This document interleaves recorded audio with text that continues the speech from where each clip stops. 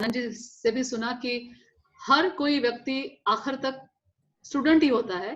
तो ज्यादा वक्त नहीं लूंगी मैं आपका। हिमांशु जी हमारे साथ है, जो हमारे आज के गेस्ट स्पीकर है। तो सर, मैं आपको रिक्वेस्ट करूंगी कि हमारी पाठशाला के हमारे सब स्टूडेंट हैं, हम सभी को आप ब्लेसिंग कीजिए और थोड़ा सा अपने बारे में भी बात करते वक्त शुरू कीजिए, ताकि हमारे सारे लोगों को समझ सके आप कहाँ से है, what is the setup. Please Himanshu sir. Okay, thank you Kranti जी।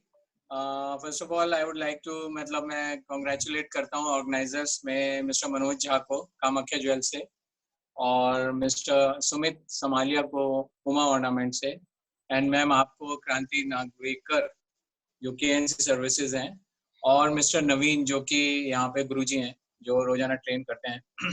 ये जो आप लोगों ने करा है बहुत ही सेल्फलेस सर्विस है और नीड ऑफ द आवर है। जैसे क्रांति जी अभी आपने बोला कि लर्निंग की कोई एज नहीं होती और लर्निंग की कोई स्टॉप, उसका कोई स्पीड ब्रेकर नहीं होता, उसका कोई स्टॉप नहीं होता। तो दिस इज नाइस। और पर्सनल अपग्रेडेशन जो है वो एक कॉन्टिन्यूस प्रोसेस है। जो भी अपने अंदर और बेटर करना है वो लगातार चलते रहना चाहिए। लर्निंग और अपनी जो भी कला है, जो भी अपने स्किल्स हैं, उसको कैसे शार्पनिंग करें, उसके लिए बहुत ज़रूरी है कि हमें इस तरह के प्लेटफॉर्म मिलें। प्लस इस तरह के प्लेटफॉर्म में क्या होता है कि शायद एक आदमी उसको अगर 3 दिन की क्लास करी है तो शायद उसका टेक अवे जो होगा वो 5% 10% होगा, यस। पर जो उसको सबसे बड़ा फायदा होगा कि शायद वो अपने उन फैक्टर्स को, उन फैसेट्स को आइडेंटिफाई कर पाए जहां, और उसके कोई उसको टूल्स मिल जाए जहां वो उसको इम्प्रूव करने की जरूरत है।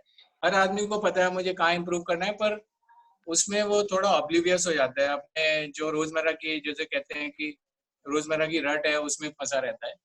तो ये है। और I thank all the organizers and the coach and the KNC services for inviting me and finding so much value in me कि मैं अपने कोई भी जो experiences हैं, जो expertise तो मैं नहीं कहूँगा, जो experiences हैं वो आप लोगों के बीच में रखूँगा। और अच्छा लगेगा कि मेरे को feedback मिले और questions आए जिससे लोगों को चीज़ें समझ में आए। तो मेरा नाम हिमांशु शेखर है। मैं मनोहर लाल ज्वेलर्स अभी करंटली दिल्ली से हूँ। हम लोगों के 6 स्टोर्स हैं दिल्ली एनसीआर में। ओरिजिनली मैं मेरठ से बिलोंग करता हूँ। वहीं से हम लोगों ने अपनी जर्नी शुरू करी थी। मेरी लाइफ की जर्नी मेरी वहीं की पैदाइश है। और एजुकेशन में मैंने पोस्ट ग्रेजुएशन करा है NMIMS मुंबई से, और उसके बाद 1987 में, मतलब देखते देखते 33 इयर्स निकल गए, जो जिसमें मेरे को सभी तरह का एक्सपीरियंस है। मेरे को एक्सपोर्ट का एक्सपीरियंस है, हम 22 कैरेट गोल्ड ज्वेलरी बहुत एक्सपोर्ट करी। मेरे को होलसेल का एक्सपीरियंस है, मेरे को मैन्युफैक्चरिंग का एक्सपीरियंस है, हमने एक अपनी फैक्ट्री भी डाली थी उत्तरांचल में, और रिटेल का जबरदस्त एक्सपीरियंस है। जो मेरे को सबसे इम्पोर्टेंट बात लगती है कि जो observation of a human being with heart and with genuine concern, अगर किसी को वो आ गया तो वो लाइफ में हमेशा सक्सेसफुल होगा। आज मैं जो बात करना चाह रहा हूँ, मेरे को केवल 3 पॉइंट हैं, केवल 3 पॉइंट के ऊपर मैं बात करना चाहता हूँ। और मनोज जी ने मेरे को 10 मिनट दिए, ऑलरेडी 4 मिनट निकल गए। कि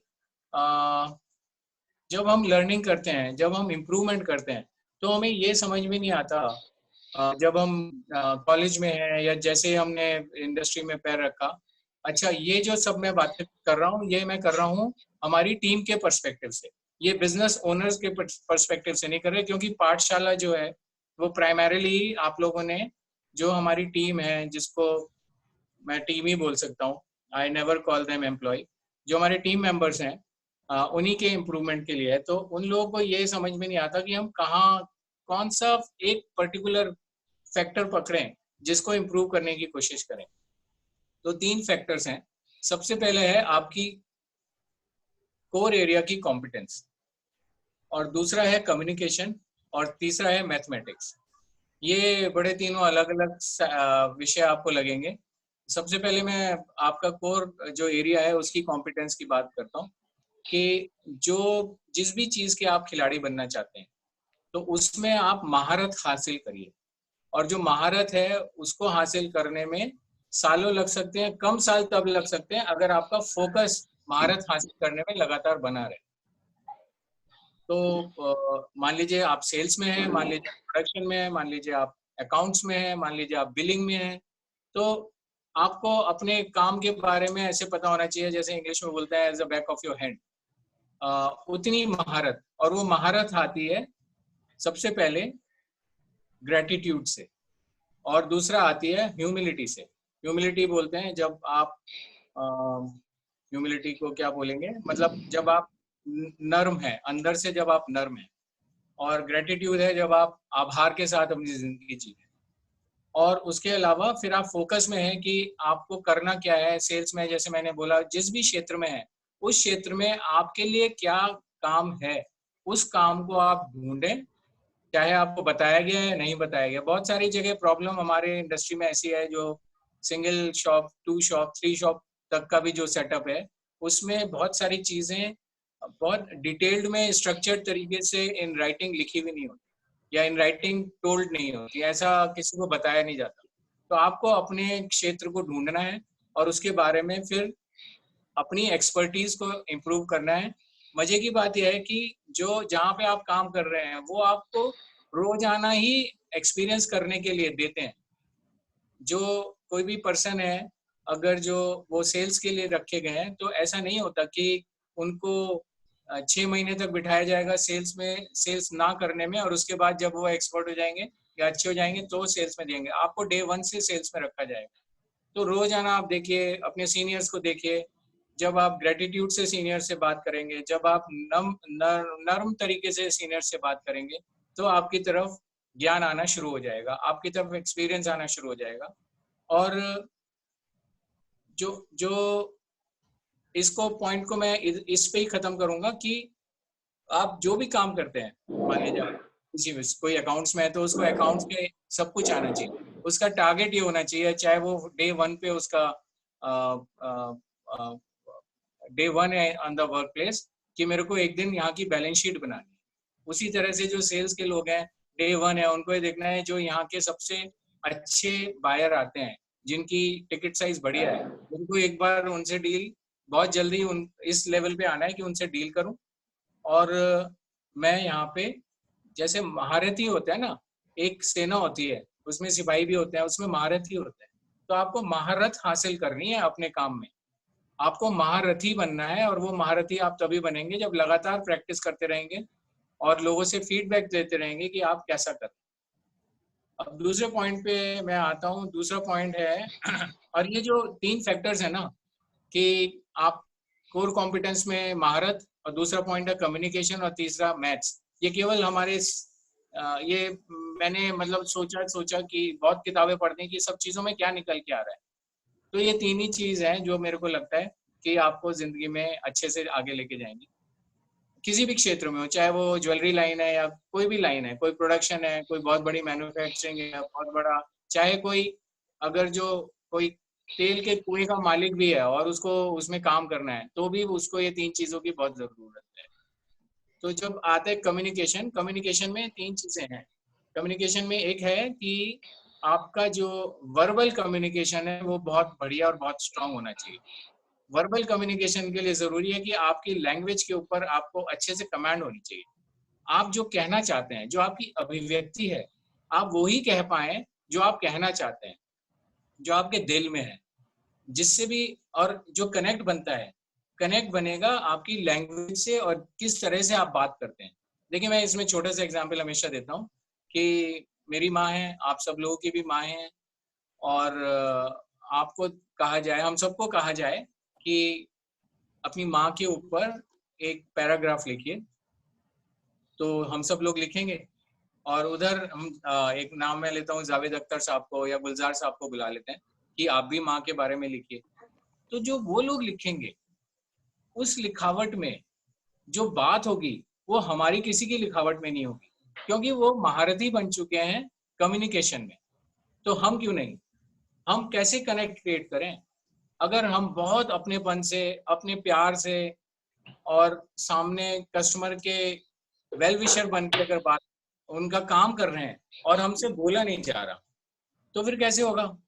वो कोई हमारा अल्ट्रासाउंड लगा के देखेगा तो नहीं इनके दिल में क्या है, इनके फेफड़ों में हमारे लिए क्या भावनाएं हैं, ऐसे नहीं होता। एक बात। और दूसरी बात ये बात सब हिट करेंगे कि जो हमारे को बातचीत की, आप एक काम करें सब लोग जाके आज, आप ना एक कॉपी पेंसिल लेके और जो भी वर्ड आपको आते हैं आप उनको लिखिए। आप 500 वर्ड से ज्यादा लिख नहीं पाएंगे उसमें, का, की, ये, वह सारे लिख दीजिए, उन्हीं की इंग्लिश भी लिख दीजिए। 500 वर्ड से ज्यादा आप लोग लिख नहीं पाएंगे, ये नॉर्मल परिस्थिति है। शायद किसी के 600 हो जाए, 700 हो जाए, उसके आगे नहीं चल पाएगा। तो इससे क्या समझने की जरूरत है कि एक आदमी जो डम्ब है, जो गूंगा है, उसमें और हम में केवल 600-700 वर्ड का ही फर्क रह गया। तो ये हिट करती है बात। और कहा जाता है कि अगर किसी को 3000 वर्ड्स आते हैं किसी लैंग्वेज के, तो वो अभिव्यक्ति उसकी बहुत सफल और जबरदस्त होगी।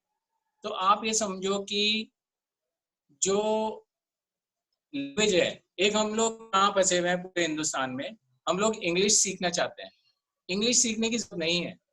आपके कस्टमर इंग्लिश इसलिए बोलते हैं कि वो एक इंग्लिश बोलने वालों ने एक ऐसा ऑरा क्रिएट कर दिया हम पूरे हिंदुस्तान के नॉन इंग्लिश बोलने वालों के ऊपर, कि हम सब लोगों के अंदर एक हीन भावना आ गई कि मेरे को इंग्लिश नहीं आती। ऐसा नहीं है। ये जितने लोग हमारे यहाँ के इंग्लिश में बात करते हैं हमसे, हमारे मालिक से और आपस में, ये सब लोग घर पे जाके 99% लोग हिंदी में ही बात करते हैं। ये कोई इम्प्रेशन हमारे ऊपर क्रिएट करना चाहते हैं।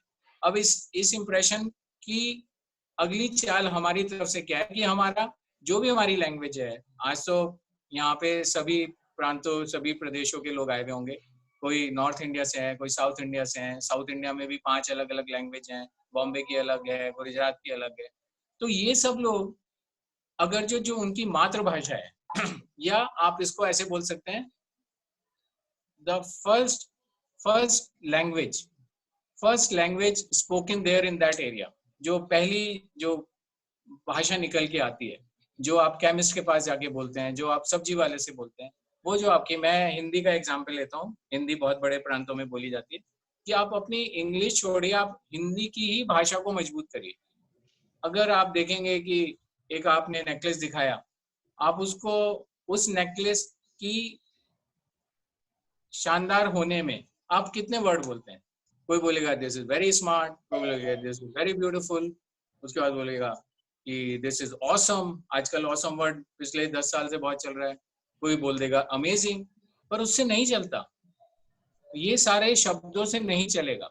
आपको पकड़ने पड़ेंगे अभिव्यक्ति वैसी कि आप कनेक्ट कर रहे हैं इमोशनली। आप समझिए कि ये लेडी जो आई हैं, ये जिस शादी में पहनेंगी, ये किस काम से आई हैं, ये किस उत्सव में पहनना चाहती हैं, उस उत्सव में इनके क्या इमोशन होंगे, इनके अपने भाई की शादी है या इनकी दौरानी की बेटी की शादी है, क्या है, ये कैसा लगना चाहेंगी। क्योंकि ज्वेलरी का एक जो मेन पर्पस है वो है बिल्कुल डिफरेंट लगना। तो वो जैसा लगना चाहती हैं, क्या आप उनको बिना झिझक, बिना भौंडापना आए हुए, क्या अच्छे से उनको ऐसा बता सकते हैं? तो जो ये वर्बल लैंग्वेज है, इसके ऊपर हम सबको बिल्कुल बहुत जबरदस्त तरीके से काम करने की जरूरत है। ये एक टेक अवे है मेरी तरफ से। वर्बल लैंग्वेज के बाद फिर दूसरा आता है कि बॉडी लैंग्वेज। बॉडी लैंग्वेज में कैसे आप खड़े हो रहे हैं, कैसे स्माइल कर रहे हैं, कैसे अपने आपस में। अच्छा, जो वर्बल लैंग्वेज है उसका केवल कस्टमर से कनेक्शन नहीं है, जो आपकी इंटरनल टीम है, जिन लोगों के साथ आप मिलकर काम कर रहे हैं, जिनके सहयोग से आप कुछ कर पाते हैं, उनके साथ भी आप कभी भी अबे तबे की बात नहीं करेंगे, कभी छोटी बात नहीं करेंगे, कभी अपनी भाषा को इतना ऊपर लेके जाएंगे कि वो लोग भी आपसे प्रेरणा लें और अपनी भाषा को और मजबूत करें कि भाई हिमांशु अच्छा बोलता है, हमें भी अच्छा बोलने की कोशिश करनी चाहिए। और जो कोर कॉम्पिटेंस है, जब उसको आप ठीक से अभिव्यक्त करेंगे तो आपको अपने टीम के साथ प्लस आपके जो कस्टमर्स हैं उनके साथ आपको रेस्पेक्ट भी मिलेगी और रिकग्निशन भी मिलेगा। जब आपको रिकग्निशन मिलने लगता है, प्लस लोग बाग आपको लाइक करना शुरू करते हैं। लोग बाग उन्हीं लोगों के साथ काम करना चाहते हैं किसी भी ऑर्गेनाइजेशन में जाके जिनको वो लाइक करते हैं। लाइक फिर बाद में लव में चेंज होती है। तो वो आपको as a sales person love करने लगेंगे, तब वो आपके साथ ज्यादा काम करेंगे। ये बात बिल्कुल पक्की है, क्योंकि फिर आपकी जो अभिव्यक्ति पिछले दिनों में रही है उसमें जेन्युइननेस है, कंसर्न है, उनका काम कराने की आपकी जिम्मेवारी का एहसास उनको होगा कि हाँ ये भाग भाग के, चाहे एक छोटा टॉप्स को रिपेयर कराना था या एक बहुत बड़ा नेकलेस लेना था, ये हिमांशु जो है ये बहुत कंसर्न लेता है, बहुत सिंसियरिटी से हमारा काम करता है। वो सिंसियरिटी ना केवल आपके भागदौड़ से, वो सिंसियरिटी आप कितने स्माइलिंग तरीके से जो अपनी भाषा में अभिव्यक्त कर रहे हैं, आपकी बॉडी लैंग्वेज कैसी है, दो चीजें हो गई। तीसरी चीज हो गई कि बी माइंडफुल ऑफ अदर्स, ये भी कम्युनिकेशन में है। आप दूसरे से, जैसे एम्पैथी बोलते हैं, या एम्पैथी से ज्यादा है, सिंपैथी से कम है, एम्पैथी से ज्यादा है कि आप दूसरे के प्रति सेंसिटिव रहें। वो सेंसिटिविटी आपके रोजमर्रा के काम देखने में आती है। अगर आप दूसरे के प्रति सेंसिटिव हैं, जो जो जिसे कहते हैं कि हार्ट की जो खुराक है, जैसे दिमाग की खुराक जो है वो नॉलेज है, हार्ट की खुराक क्या है? हार्ट की खुराक लव है। जब आप लव के कंसर्न के साथ अपने सह मित्रों के साथ, या जो साथ सहकर्मियों के साथ, या अपने जो आपके पेट्रन्स आ रहे हैं, जो या आपके मालिक हैं, उन लोगों के साथ जब आप हार्टफुल बातें करेंगे, या आपकी सेंसिटिविटी सीधे आपके हार्ट से उनको दिखाई देगी, तब आपकी जो कनेक्टिविटी है वो बहुत स्ट्रांग हो जाएगी।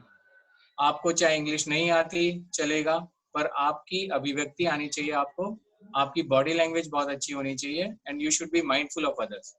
मान लीजिए कोई पर्सन, अगर जो आपका सहकर्मी आज लेट आया है, तो उसको ये टोंट करने से कि तू आज फिर लेट हो गया, पूछें कि अलग से जाके कि आज क्या प्रॉब्लम हो गई, क्या हो गया, कैन आई हेल्प यू। ये जो कैन आई हेल्प यू का एटीट्यूड है, ये केवल यहाँ पे बैच पे लिखने की बात नहीं है, ये एक्चुअली एक्शन में आना चाहिए, और ये हर जगह से आना चाहिए। जैसे ही आप अपने घर में घुसे, then you can ask your family members, can I help you, how can I help you. वहां से जब आप सुबह निकले, तब वहां से how can I help you, how can I be of any kind of help to you. ये जब एटीट्यूड आप रखेंगे, तभी आपको बहुत मजा आने वाला है। तब आपकी जिंदगी में जो आपका जो रफ्तार है, या जो उठान है, या जो उड़ान है, उसमें दिशा बदलेगी प्रगति की तरफ। और जैसे ही दिशा बदलेगी, तो दशा अपना आप धीरे धीरे, ये कहते हैं कि आपने डायरेक्शन चेंज कर दी तो स्पीड तो अपना आप आ जाए, तो ये आपको आएगा। और जो तीसरी चीज है जो मैं चाहता हूँ कि हम सब लोगों को काम करने की जरूरत है, वो है मैथमेटिक्स, गणित, मैथ्स। इसमें हम लोग कोई काम नहीं करते, या क्योंकि समहाउ जो हमारा जो सेल्स पर्सन का जो स्ट्राटा है, वो लोग ने जब उनको पढ़ना था तब पढ़ाई नहीं करी, और अब आगे सोचते हैं कि पढ़ाई तो हो गई। पर अगर आप अपनी हर चीज को, अगर आप अपनी हर चीज को मैथमेटिक्स में डाल के समझेंगे, आप अपने पूरे समय को, कि भाई 24 घंटे हैं, 24 घंटे में से मैं 8 घंटे तो सो गया, तो 8 घंटे कितना % टाइम मैं सो गया? अरे भाई ये तो मैं करीब करीब 30% टाइम तो मैं सो ही गया। और मेरी तनख्वाह है 20,000, 20,000 में से मेरे 2,500 रुपये तो मेरे कन्वेंस में निकल जाते हैं, तो यार 10-12%, 12-12.5% तो इसी में निकल गए। और मेरे बच्चों की फीस इतनी। इसी तरह से जब आप फिर आएंगे, जब आप अपने काम पे आएंगे, तब काम पे देखेंगे कि आज की क्या रेट है, इसका कितना लेबर है, नॉर्मली हम कितना % लेबर ले लेते हैं, कस्टमर को कंसर्न लेबर का रहता है। तो आप जब परसेंटेज में खेलेंगे, जब आप अपनी हर चीज को परसेंटेज में, और कुछ नहीं करना, जिन लोगों को परसेंटेज का बहुत अच्छा ज्ञान नहीं है, जो एनसीईआरटी की 8th क्लास की कोई भी एक मैथ्स की बुक ले लें, और उसमें बहुत ज्यादा नहीं सीखना, ना पहले इंटीग्रल्स और ये वो सब नहीं सीखना, केवल आप परसेंटेज सीख लीजिए। जब आप अपने सारे काम को जब परसेंटेज में, प्रतिशत में लगा के घुमाएंगे, तो आप देखेंगे आपका जो माइंड है वो ज्यादा एनालिटिकल तरीके से काम करेगा। और आई एम प्रीटी श्योर कि आपके जो लाइफ के जो तरीके हैं वो बहुत जल्दी चेंज हो जाएंगे। विद दिस, जो ट्रेनिंग है, ट्रेनिंग के बारे में कहना चाहता हूँ, ये एक कॉन्टिन्यूस प्रोसेस है, और इसमें जैसे आप 2 ग्लास रखे हैं, एक में शहद है, एक में पानी है, और एक में गंदा पानी है, आप जिस भी चीज में अपनी उंगली डालेंगे, आपकी उंगली में वही लगेगा। तो अगर आपने शहद में उंगली डाली हुई है और शहद के बाद पानी में डाल दी, तो शहद उतर जाएगा। तो आपको जरूरत है कि आप लगातार ट्रेनिंग के मोड में, जो, या इसको ऐसा कह सकते हैं, लर्निंग के मोड में रहें, लगातार पढ़ें, लगातार पढ़ें। हमारे यहाँ एक बहुत बड़ी समस्या ये है कि पढ़ाई बिल्कुल खत्म हो गई, और ज्यादातर लोग तो ये सोचते हैं कि जो एकेडमिक पढ़ाई थी, जो 12वीं हमने कर ली या 12th कर लिया, ग्रेजुएशन कर लिया, उसके बाद और पढ़ने की जरूरत नहीं है। ये गलत है, ये बिल्कुल गलत है। जैसे अगर मैं आपसे पूछूं कि आपका सबसे अच्छा रेस्टोरेंट कौन सा है, तो सब लोग बता सकते हैं कि यस, हम इस रेस्टोरेंट में जाते हैं, बहुत अच्छा है। तो इसका मतलब हमने जो शरीर में डालना था उसकी समझ हमें है कि वहाँ का व्यंजन या वहाँ का खाना बढ़िया टेस्टी होता है। पर अगर दूसरा सवाल मैं आपसे पूछूं कि आपका सबसे पसंदीदा लेखक कौन सा है, तो शायद 99.99% लोग जवाब नहीं दे पाएंगे, क्योंकि जो दिमाग में खुराक जानी है उसके लिए हमने किसी अच्छे जो शेफ हैं या जो बनाने वाले हैं, नॉलेज बनाने वाले हैं, वो आपको नहीं समझ में आता। तो यहाँ पे एक, जैसे मैं कह रहा हूँ कि आपको 1-2% कोई भी चीज अभी टेक अवे मिल जाए तो आप शुरू करिए कुछ भी। और पढ़ाई का एक ही तरीका है कि एक पक्के समय पे, मान लीजिए आप सुबह 7 बजे से पढ़ना चाहते हैं, एक पक्की जगह पे, मान लीजिए घर के एक पर्टिकुलर कोने में पढ़ना चाहते हैं, और एक पक्के समय तक 1 घंटा पढ़ना है। तो 7 बजे इस कोने में मैं पढ़ूंगा।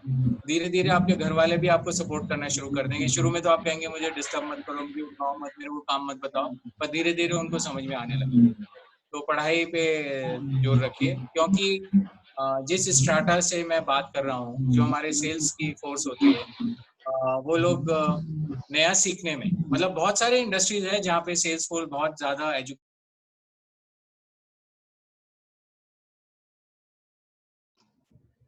हिमांशु जी, आपका माइक, हाँ, आपको ऑन करना होगा, आपका बंद हो गया शायद।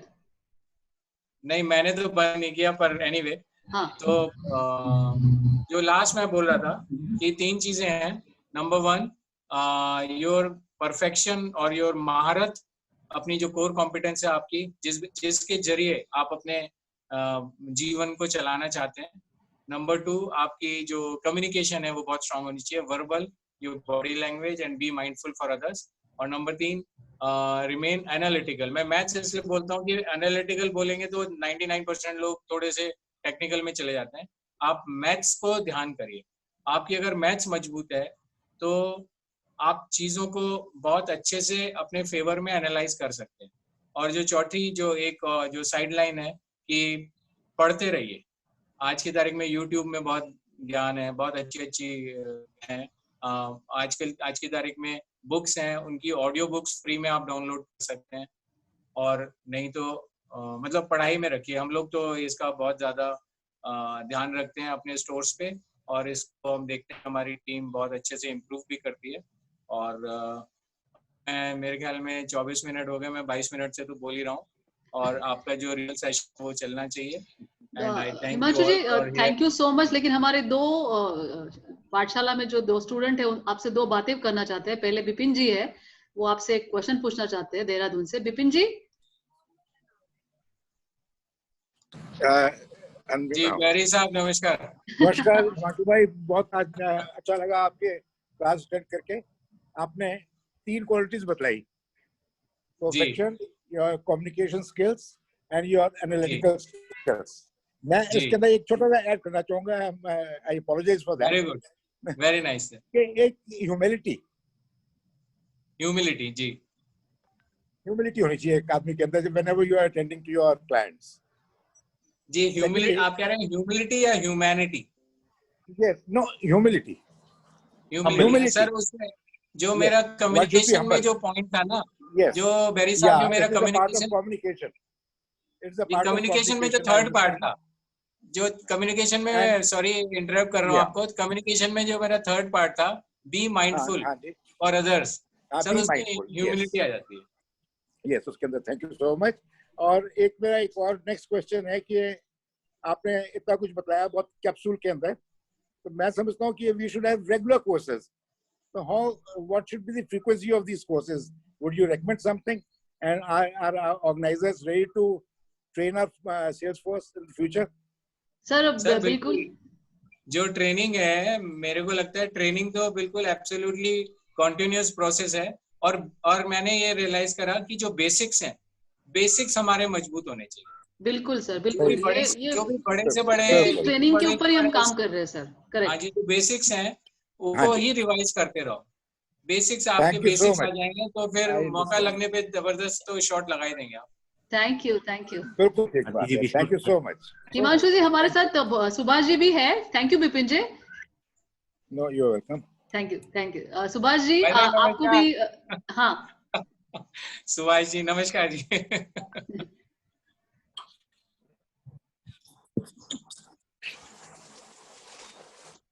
सुभाष जी हाँ बोलिए। सबको नमस्कार जी। नमस्कार। अच्छा लग रहा है आज क्लासरूम में बैठ के,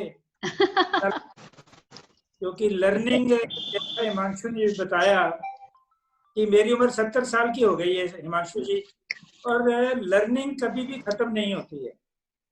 जब भी आज इन्होंने जो इतनी अच्छी अच्छी बातें बताई, सब बातों का जो सार वो यही है कि हम जो कहानी कहेंगे, story telling is story selling. जो बात कहेंगे अपने कस्टमर से, जो जो कहते हैं, जो दिखता है सो बिकता है, और दिखने के लिए हमारे में वो सब चीज दिखनी चाहिए जो हिमांशु जी ने बताई, कि जैसे कि आपकी कोर कॉम्पिटेंस अच्छी होनी चाहिए, कम्युनिकेशन अच्छी होनी चाहिए, मैथ्स अच्छा होना चाहिए। मैं एक छोटा सा एक नया पॉइंट जो मेरे दिमाग में आ रहा है, जिसको मैं हमेशा शेयर करना चाहता हूँ, वो है एक्चुअली हम चाहते क्या हैं एज ए सेल्समैन या as a owner, as a Pathshala, as A Guru, as a student. हम चाहते क्या है एक्चुअली जिंदगी से? जो जिंदगी से चाहते हैं वैसे ही हम अपनी जब दुकान में जाते हैं तो हम उस दुकान से, उस बिजनेस से, उस काम से एक्चुअली चाहते क्या, हमारी गोल क्या है? तो उस गोल को डिफाइन करना बहुत जरूरी है, क्योंकि जब तक हमारी दिशा नहीं है सही, तब तक हम वहां उस मंजिल पे पहुंच नहीं सकते। तो सबसे पहले हमें अपनी दिशा का निर्धारण करना जरूरी है कि हम एज ए सेल्स पर्सन क्या चाहते हैं। जब हम डिसाइड कर लेते हैं कि हम क्या चाहते हैं, वो वैसे ही है जैसे हम मैं पंजाबी बाग रहता हूँ दिल्ली में। अब पंजाबी बाग से मुझे एयरपोर्ट जाना है और मैं सड़क पे जाके इधर उधर घूम रहा हूँ और मुझे नहीं मालूम कि मुझे कहाँ जाना है। ऐसे ऐसे सेल्समैन को ये बहुत जरूरी है कि वो एक्चुअली किसी ऑर्गेनाइजेशन में जब आया है तो उससे वो क्या चाहता है उसको डिफाइन करे अपने आप को।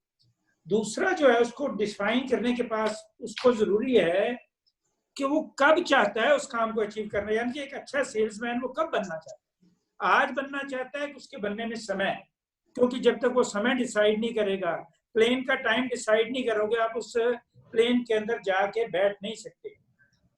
जब तक आप मंजिल नहीं तय करते हैं तो आप बंबई नहीं पहुंच सकते हैं। फिर डिसाइड करना जरूरी है कि हम कैसे, हाउ, हम उस मंजिल तक कैसे पहुंचेंगे, हमारा रास्ता क्या है, उस रास्ते के हमारे क्या साधन है, हमने प्लेन से जाना है, पैदल जाना है, साइकिल जाना है, कैसे जाना है।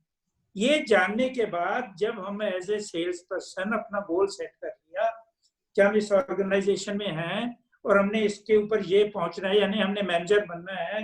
एक्चुअली कईयों के मन में ये होता है कि हम जो है ना वही रहना चाहते हैं, कईयों के मन में ये है कि हम तो उससे बहुत बड़ा बनना चाहते हैं। जब तक उनके मन में बड़ा बनने की नहीं है तब तक वो कुछ नहीं बन सकते। फिर टाइम डिसाइड करने के बाद वो कैसे जाना चाहते हैं, फिर उसके एक्शन डिफाइन करने जरूरी हैं कि मैं ये करूंगा तब वहां पहुंचूंगा।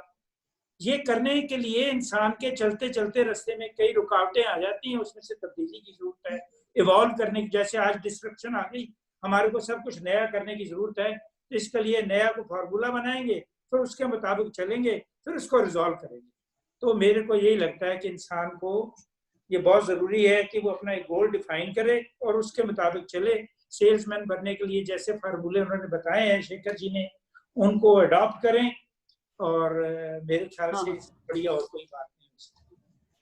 Very nicely said sir. Thank you Subhash ji. I think Himanshu ji हमारे पास विकास जी भी है गुवाहाटी से, वो भी एक लास्ट क्वेश्चन पूछना चाहते हैं, फिर हमारी पाठशाला शुरू करेंगे। विकास जी आप संक्षिप्त में हिमांशु जी को 2 मिनट पूछ सकते हैं। विकास जी। हिमांशु जी आपने बहुत ब्यूटीफुली 3-4 पॉइंट रखे हैं। I appreciate your thoughts. और एज ए रिटेलर हम लोग कई बार ऐसा फील करते हैं कि हमारे यहाँ हम स्टाफ्स को अच्छी ट्रेनिंग भी देते हैं, अच्छी उनको सीख भी देते हैं। कई लड़के नए आते हैं, लड़कियां नहीं आती है, बट सडनली ऐसा देखते हैं कि ये काम में ट्रेन होने के बाद में या फिर थोड़ा सा कुछ काम सीखने के बाद में ये दूसरी ऑर्गेनाइजेशन या दूसरे शोरूम को ज्वाइन कर लेते हैं। ये एज ए रिटेलर बहुत बड़ी समस्या है आज के डेट सब रिटेलर्स की। तो इसके बारे में आप क्या कहना चाहेंगे? और दूसरी एक चीज और मैं आपको बोलना चाहूंगा कि यहाँ जितने भी अपनी टीम या जो भी लोग हैं, मेरे हिसाब से वो आज की डेट में इतनी बड़ी इंडस्ट्री, जो इतनी ब्यूटीफुल इंडस्ट्री में बोलूंगा कि उसका एंड फेस जो है, जो एंड कंज्यूमर के सामने जो फेस होता है वो हमारी टीम होती है। आज हीरा कहाँ से निकल के कैसे तराश के उसे ज्वेलरी में डाल के उसकी एक ब्यूटीफुल ज्वेलरी बना के काउंटर पे लगाने के बाद में जो अल्टीमेट फेस जो उसे बेच रहा है या उसे समझा रहा है, वो हमारी टीम या हमारा एक स्टाफ है। तो इस तरह के प्रोग्राम से क्या हम अपने स्टाफ को और कंट्रीब्यूट कर सकते हैं, और हम अपने स्टाफ लोगों को और हमारी टीम को अगर अपडेटेड रहेंगे तो डेफिनेटली उनका फोकस, उनकी जो भी मतलब रिक्वायरमेंट्स है या उनके दिमाग में काफी सारे सवाल at the back of the mind जो चलते रहते हैं कि भाई ये क्या है क्या नहीं है, उनको प्रोत्साहन मिलेगा। तो मेरा बोलना ये है। दूसरा, कोई भी टीम वाले जो भी हैं उनको हमेशा एक रेस्पॉन्सिबिलिटी और के साथ में काम करना चाहिए। अगर आप रेस्पॉन्सिबिलिटी नहीं ले सकते हो तो आप आपके एक्शन को कभी नई जिंदगी में समझ पाओगे, और आपकी रेस्पॉन्सिबिलिटी के साथ में आपके जो भी काम है उसके लिए आपको अकाउंटेबल होना पड़ेगा। Right. I think Vikas ji has got 2-3 valid points. तो हिमांशु जी, if you would like to answer it briefly, or we can take it over the session, because दो तीन जो चीजें रिटेनमेंट ऑफ द एम्प्लॉइज जो बाकी है। एक क्वेश्चन जो है विकास जी का, वो मैं आंसर कर सकता हूँ अभी तुरंत। वो है कि अगर हम ये इनसिक्योर फील करते हैं कि हमने इनको ट्रेन कर दिया और ये चले जाएंगे, तो हम इनको ट्रेन कैसे करें, क्यों करें? तो इसमें मेरा ये मानना है साहब कि आप ये सोचिए कि आप, जो विकास जी ने बहुत इंपॉर्टेंट बात अपने आप ही बोल दी कि जो हमारा लास्ट पॉइंट है, जो कनेक्ट पॉइंट है विद अवर कस्टमर्स, वो तो हमारे सेल्स के लोग ही हैं। तो अगर आपने सेल्स फोर्स ऐसी रखी है जो कि अनट्रेंड है, तो चौपट हो गए।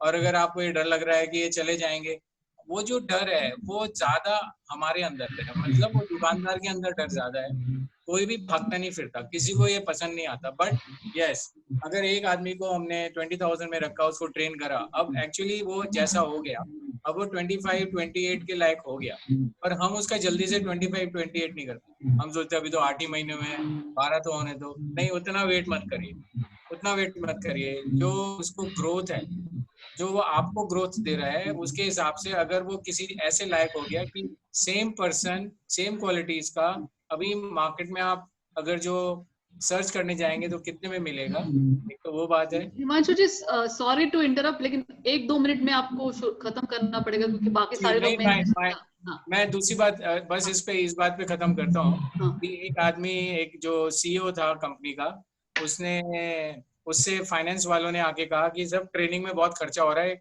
ये तो बेकार है, तो और लोग बाग छोड़ के चले जाते हैं। तो सीईओ ने, ये वाज अ स्मार्ट फेलो, उसने कहा कि और अगर वो रुक गए तो। अब इस क्वेश्चन के ना दोनों पहलू हैं कि जो अनट्रेंड स्टाफ है वो रुक गया तो वो आपको कितना नुकसान कर रहा है, और जो ट्रेंड स्टाफ है वो रुक गया तो आपको कितना फायदा करेगा। तो importance of training can never be undermined, it is a continuous process, और इसमें खूब एनर्जी लगानी चाहिए, और जो एक दो खूब पर्सनली इन्वॉल्व होने चाहिए। I will and my answer here. Thank you. Kranti ji, I think we should start with the session quickly now. Yes. Thank you so much, Himanshu ji. I would now request Naveen ji, हमारे जो आज के गुरु जी है, to please start the session जो हमने कल से left किया था after the 3 points. Naveen ji, over to you.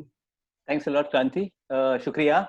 And मैंने आज लास्ट डे है of this beautiful journey जो हमने 2 दिन पहले शुरुआत की थी, और जर्नी शुरुआत की बहुत अच्छी तरह से जा रही है। आप लोग का भी सपोर्ट है। We are seeing the numbers, कैसे नंबर्स बिल्डअप हो रहे हैं वेरी क्लियरली। ये जो छोटा इनिशिएटिव था, तो इन 3 लोगों ने क्रांति ने, मनोज जी ने, सुमित जी ने, ओके।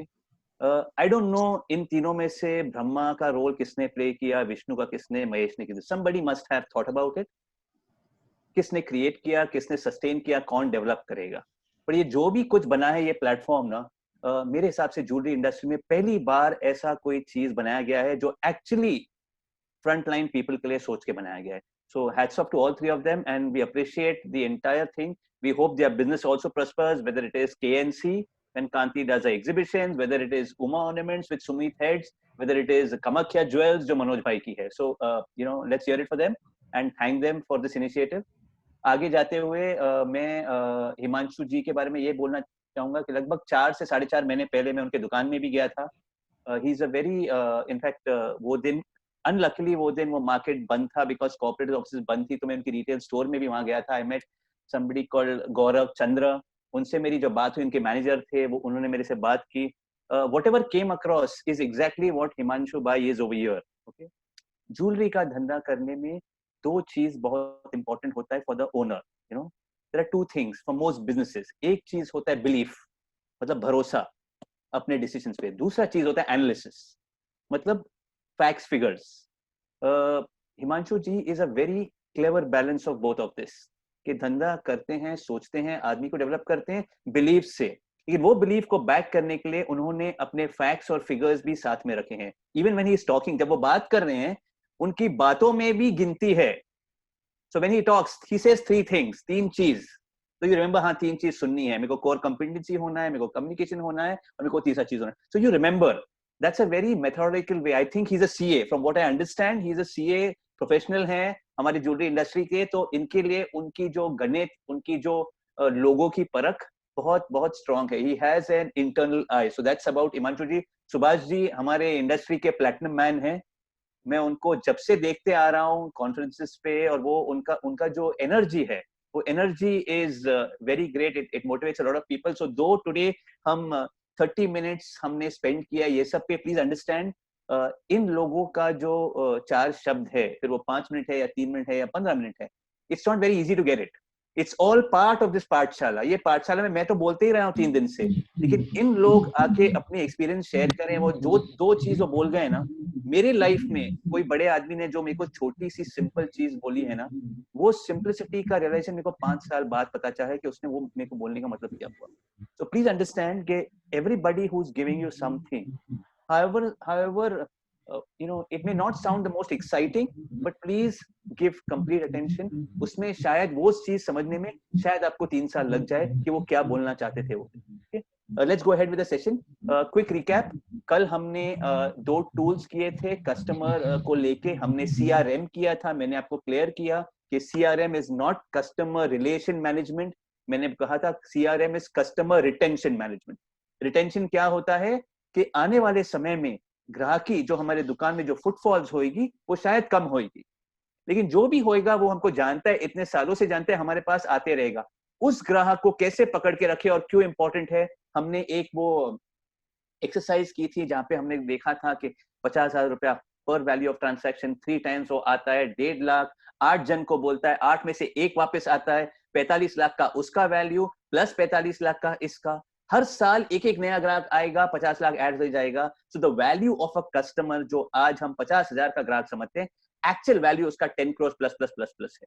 ओके, वो किस तरह से पता चला? वो CRM टूल जो मैंने एक टेबल बना के आपसे खेला, और उससे हम सबको पता चला कि how serious the CRM as a thing is. It's not about advertising, it's not about hoardings, it is अगर हमारा ग्राहक जो हमारा ग्राहक है, हम सिर्फ उस पे ही फोकस करें, then the jewelry का rule is that 70% of the revenue, 70% हमारी आमदनी का जो पैसा आ रहा है, वो हमारे 30% ग्राहक जो हैं, जो हमारे से लॉयल हैं, उनसे आ रहा है। हम सिर्फ वो 30% ग्राहक पे फोकस करें ना, तो हमारी 70% की पूंजी गारंटीड है next year. But spending a lot of money advertising, PR, social media and going thin, और पूरी दुनिया से बात करके हम शायद उस 30% को ग्राहक को कहाँ खो रहे हैं। तो एज सेल्स पीपल वो 30% ग्राहक को हम जानते हैं, ना कि मालिक जो कैबिन में बैठा है, उसको हम जानते हैं। उससे जो जोड़ हमको लगाना है वो हमको लगाना है, उसका जो सीमेंट करना रिलेशन हमको करना है। तो CRM का जो CRM का टूल है, वो टूल पे हमको काबू करने के लिए अच्छा कस्टमर सर्विस करना पड़ेगा। हमने कल कस्टमर सर्विस के अलग अलग पैरामीटर्स, अलग अलग स्टेप्स देखे थे, और you know if we keep doing that, अगर हम वो लगातार लगे रहें तो हम रिटेन कर पाएगी कस्टमर की लॉयल्टी, जो हमारी लाइन में जो विश्वास बनाने के लिए वो सबसे बड़ी इंपॉर्टेंट चीज है। So that's what we did yesterday. And then Joy जो था, जॉय ने हमको जॉय ऑफ सेलिंग बताया। उसने बताया कि हमको रोमांस करना चाहिए हमारे प्रोडक्ट को। उसने बताया कि it's not about storytelling, it is about story selling. Okay, because when you say the whole story, people remember. Okay, products sell, stories tell. So you have to tell everything that you're doing when you're selling a product. आप पूरा वो product के बारे में कम से कम आपके पास 45 second की story होनी चाहिए before you get on to the gold weight, before you get on to 22 carat, before hallmark. वो सब छोड़ो, रोमांस द पीस। क्या आपके पास 40 सेकंड की स्टोरी है? Play that game on the counter. Okay, आप एक दूसरे को चैलेंज करो कि चलो मैं चैलेंज करती हूँ तो ये पीस के बारे में 50 सेकंड्स नहीं बात कर सकती है, मैं तो 1.5 मिनट बात कर सकती हूँ। Play that game. हमारे पास ग्राहकी नहीं है, क्यों हम मोबाइल पे झुके हुए हैं? ओके, भगवान भी सोचता है कि भाई आदमी अच्छा हो गया, इंसान, मैंने पूरी दुनिया में मिलेनियल्स बहुत सुधर गए हैं, कभी भी देखो झुके हुए होते हैं, लेकिन वो नहीं जानते कि झुके हुए हैं और मोबाइल को देख रहे हैं। सो my advice to everybody is that whenever you have free time, आप गेम खेलो काउंटर पे। अंदाजा लगाओ कि वो प्रोडक्ट कितने ग्राम का है, क्या वो 40 ग्राम का है, क्या वो 45 ग्राम का है, क्या वो 57 ग्राम का है। See how close you get, आपका जजमेंट कितना अच्छा हो रहा है। आपकी जो कोर कंपिटेंस है ना सेल्समैनशिप की, उसको और धार करो। बिकॉज आई डोंट वांट, मैंने एक ट्रेनिंग किया था जहां पे मैंने ये रिंग जो पहनी है ना, मैंने एक सेल्स पर्सन को पूछा कि ये रिंग का वजन कितना है। ओके, और ये एक अच्छी ब्रांड का ट्रेनिंग था। उसने देखा कि ये अंगूठी आदमी के हाथ से निकली गई है, उसने देखा वाइट है तो उसने अज्यूम किया प्लैटिनम है। उसने ये हद तक अज्यूम किया कि सर आई एम श्योर लगभग 60-70 ग्राम की होगी ये ring, which is 4.45 grams. That person assumed it to be 70 grams after having 6 years of experience. क्यों? Out of fear कि सर ने पहना है, प्लैटिनम ही होएगा, ऐसे पूछ रहे हैं, भारी होएगा, वो कैसे हल्की चीज पहने। तो हम अपना एक्सपीरियंस, अपना कोर कंपिटेंसी को यूज ही नहीं कर रहे हैं। हम जस्ट अज्यूम कर रहे हैं दुनिया को खुश करने में कि हमारी जो ताकत, हमारी जो स्किल है, उसको हम भूलते जा रहे हैं। Which is what he also said. Okay, belief एक चीज है, एनालिसिस दूसरी चीज है। हर एक चीज को थोड़ा एनालाइज करो। So let me go forward. I am going to ask Joy to take over. Joy, Yes, I'm here. you're around. You got your PPT, everything ready? Yes. तो Joy कल एक छक्का मारने वाले थे, लेकिन टाइम कम पड़ गया, तो उन्होंने सिर्फ 3 टैलेंट अपने रिलीज की, 3 स्किल्स स्टोरी सेलिंग की दी। बाकी के 3 skills Joy will be sharing with us today. Okay, Joy, all yours. Okay, thank you. All right, namaste, good afternoon and welcome once again. हमने कल जो है 3 पॉइंट्स कवर किए थे। सबसे पहले तो मैं उसका रिकैप करना चाहूंगा। तो जो 3 पॉइंट्स हमने कवर किए थे, सबसे पहले मैंने आपको बताया था get used to rejection. Rejection यानी कि ना सुनना। और मैंने आपको बताया था कि सेल्स में और जिंदगी में ये समानता है कि आपको ना शब्द जो है वो बहुत सुनना पड़ेगा।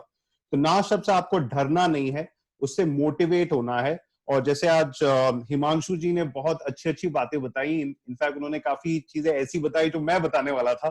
तो उनका जो तीसरा पॉइंट था मैथमेटिक्स, गणित, ये गणित जो है वो बहुत इंपॉर्टेंट है। हर जगह गणित लगाना बहुत जरूरी है। मैंने कल भी जब आपको रिजेक्शन के बारे में बताया था, तो मैंने बताया था कि मैंने गणित लगा दिया था कि इतने रिजेक्शन सुनने के बाद एक हाँ सुनने को मिलेगा। तो उसी तरह से आपको भी एक गणित जो है वो आइडेंटिफाई करना है और आपको जानना है कि कितने ना के बाद आपको एक हाँ सुनने को मिलेगा। तो वो था रिजेक्शन। दूसरा था अज्यूम करना। हम काफी कस्टमर को ऊपर से नीचे तक देखते हैं और अज्यूम करते हैं, जज करते हैं कि ये कस्टमर लेगा या नहीं लेगा, और यही चीज में हम मार खाते हैं। तो कल जब नवीन भी CRM एक्सप्लेन कर रहे थे, तो उन्होंने कहा था कि आज शायद एक कस्टमर आपका 50,000 का हो सकता है, लेकिन आगे चल के वही कस्टमर जो है वो 50 लाख तक का बिजनेस जो है वो दिला सकता है। तो हम लोग इग्नोर नहीं कर सकते किसी कस्टमर को, इररिस्पेक्टिव वो किस तरह से आया है। अगर वो आया है तो हमारे लिए कस्टमर ही है, सारे एक जैसे हैं, सारे एक समान हैं। इनफैक्ट नवीन जी ने एक कॉन्फ्रेंस रखा था जैन के महीने में, जहां पे एक महिला जो थी वो आई थी और उन्होंने कहा था कि उनको एक छोटा सा पेंडेंट चाहिए था, और वो पेंडेंट लेने के लिए वो गई थी एक बड़े स्टोर में, मुंबई से थी, तो एक बड़े ज्वेलरी स्टोर में गई थी एक छोटा सा पेंडेंट लेने के लिए। और जब वो पेंडेंट ले रही थी तो उसको अंदाजा हो गया था कि जो सेल्समैन है वो उसको पेंडेंट दिखाने में थोड़ा सा हिचकिचा रहा था, क्योंकि बहुत छोटा सेल था, तो उसको वो छोटा सेल शायद नहीं चाहिए था। और ये महिला को समझ में आ रहा था कि ये अपने पूरे दिल से नहीं दिखा रहा है उसको वो पेंडेंट। तो हालांकि उसने वो पेंडेंट वहां से लिया, लेकिन उसके बाद वो कभी उस स्टोर में वापस नहीं गई। वो महिला आगे चल के मिस इंडिया बनी। तो इमेजिन कीजिए कि आगे चल के वो कितना बिजनेस जो है उस स्टोर को दे सकती थी, उस स्टोर को उसने नहीं दिया। और जब कभी भी वो महिला शादी करती है तब भी इमेजिन कीजिए कि वो महिला जो है उस स्टोर में दोबारा नहीं आएगी। तो ये सारा जो है वो एक एजम्पशन से शुरू होता है। तो अज्यूम नहीं करना है, जज नहीं करना है, सारे कस्टमर्स को एक जैसा आपको ट्रीट करना है। और जो तीसरा मैंने आपको बताया था, ओनर्स माइंडसेट, बहुत जरूरी है। अगर आप एम्प्लॉय की तरह सोचते हैं तो एम्प्लॉय की तरह ही सोचते रहेंगे, एम्प्लॉय ही बने रहेंगे। जैसे ही आप ओनर का माइंडसेट जो है वो अडॉप्ट करते हैं तो आप ओनर बन भी सकते हैं। आगे चल के अगर आपका खुद का बिजनेस होता है तो आपको आसान हो जाता है, क्योंकि आप ओनर की तरह सोचा है। रेवेन्यू कैसे बढ़ाना है और कॉस्ट कैसे कम करना है, इसी तरह की सोच जो है वो आपके दिमाग में आती है। तो ये 3 पॉइंट्स जो है वो हमने कल कवर किए थे। मैं आगे जो है जो 3 पॉइंट्स जो है वो कवर करना चाहूंगा। तो 14 पॉइंट है listen more than you talk, यानी कि बोलो कम और सुनो ज्यादा।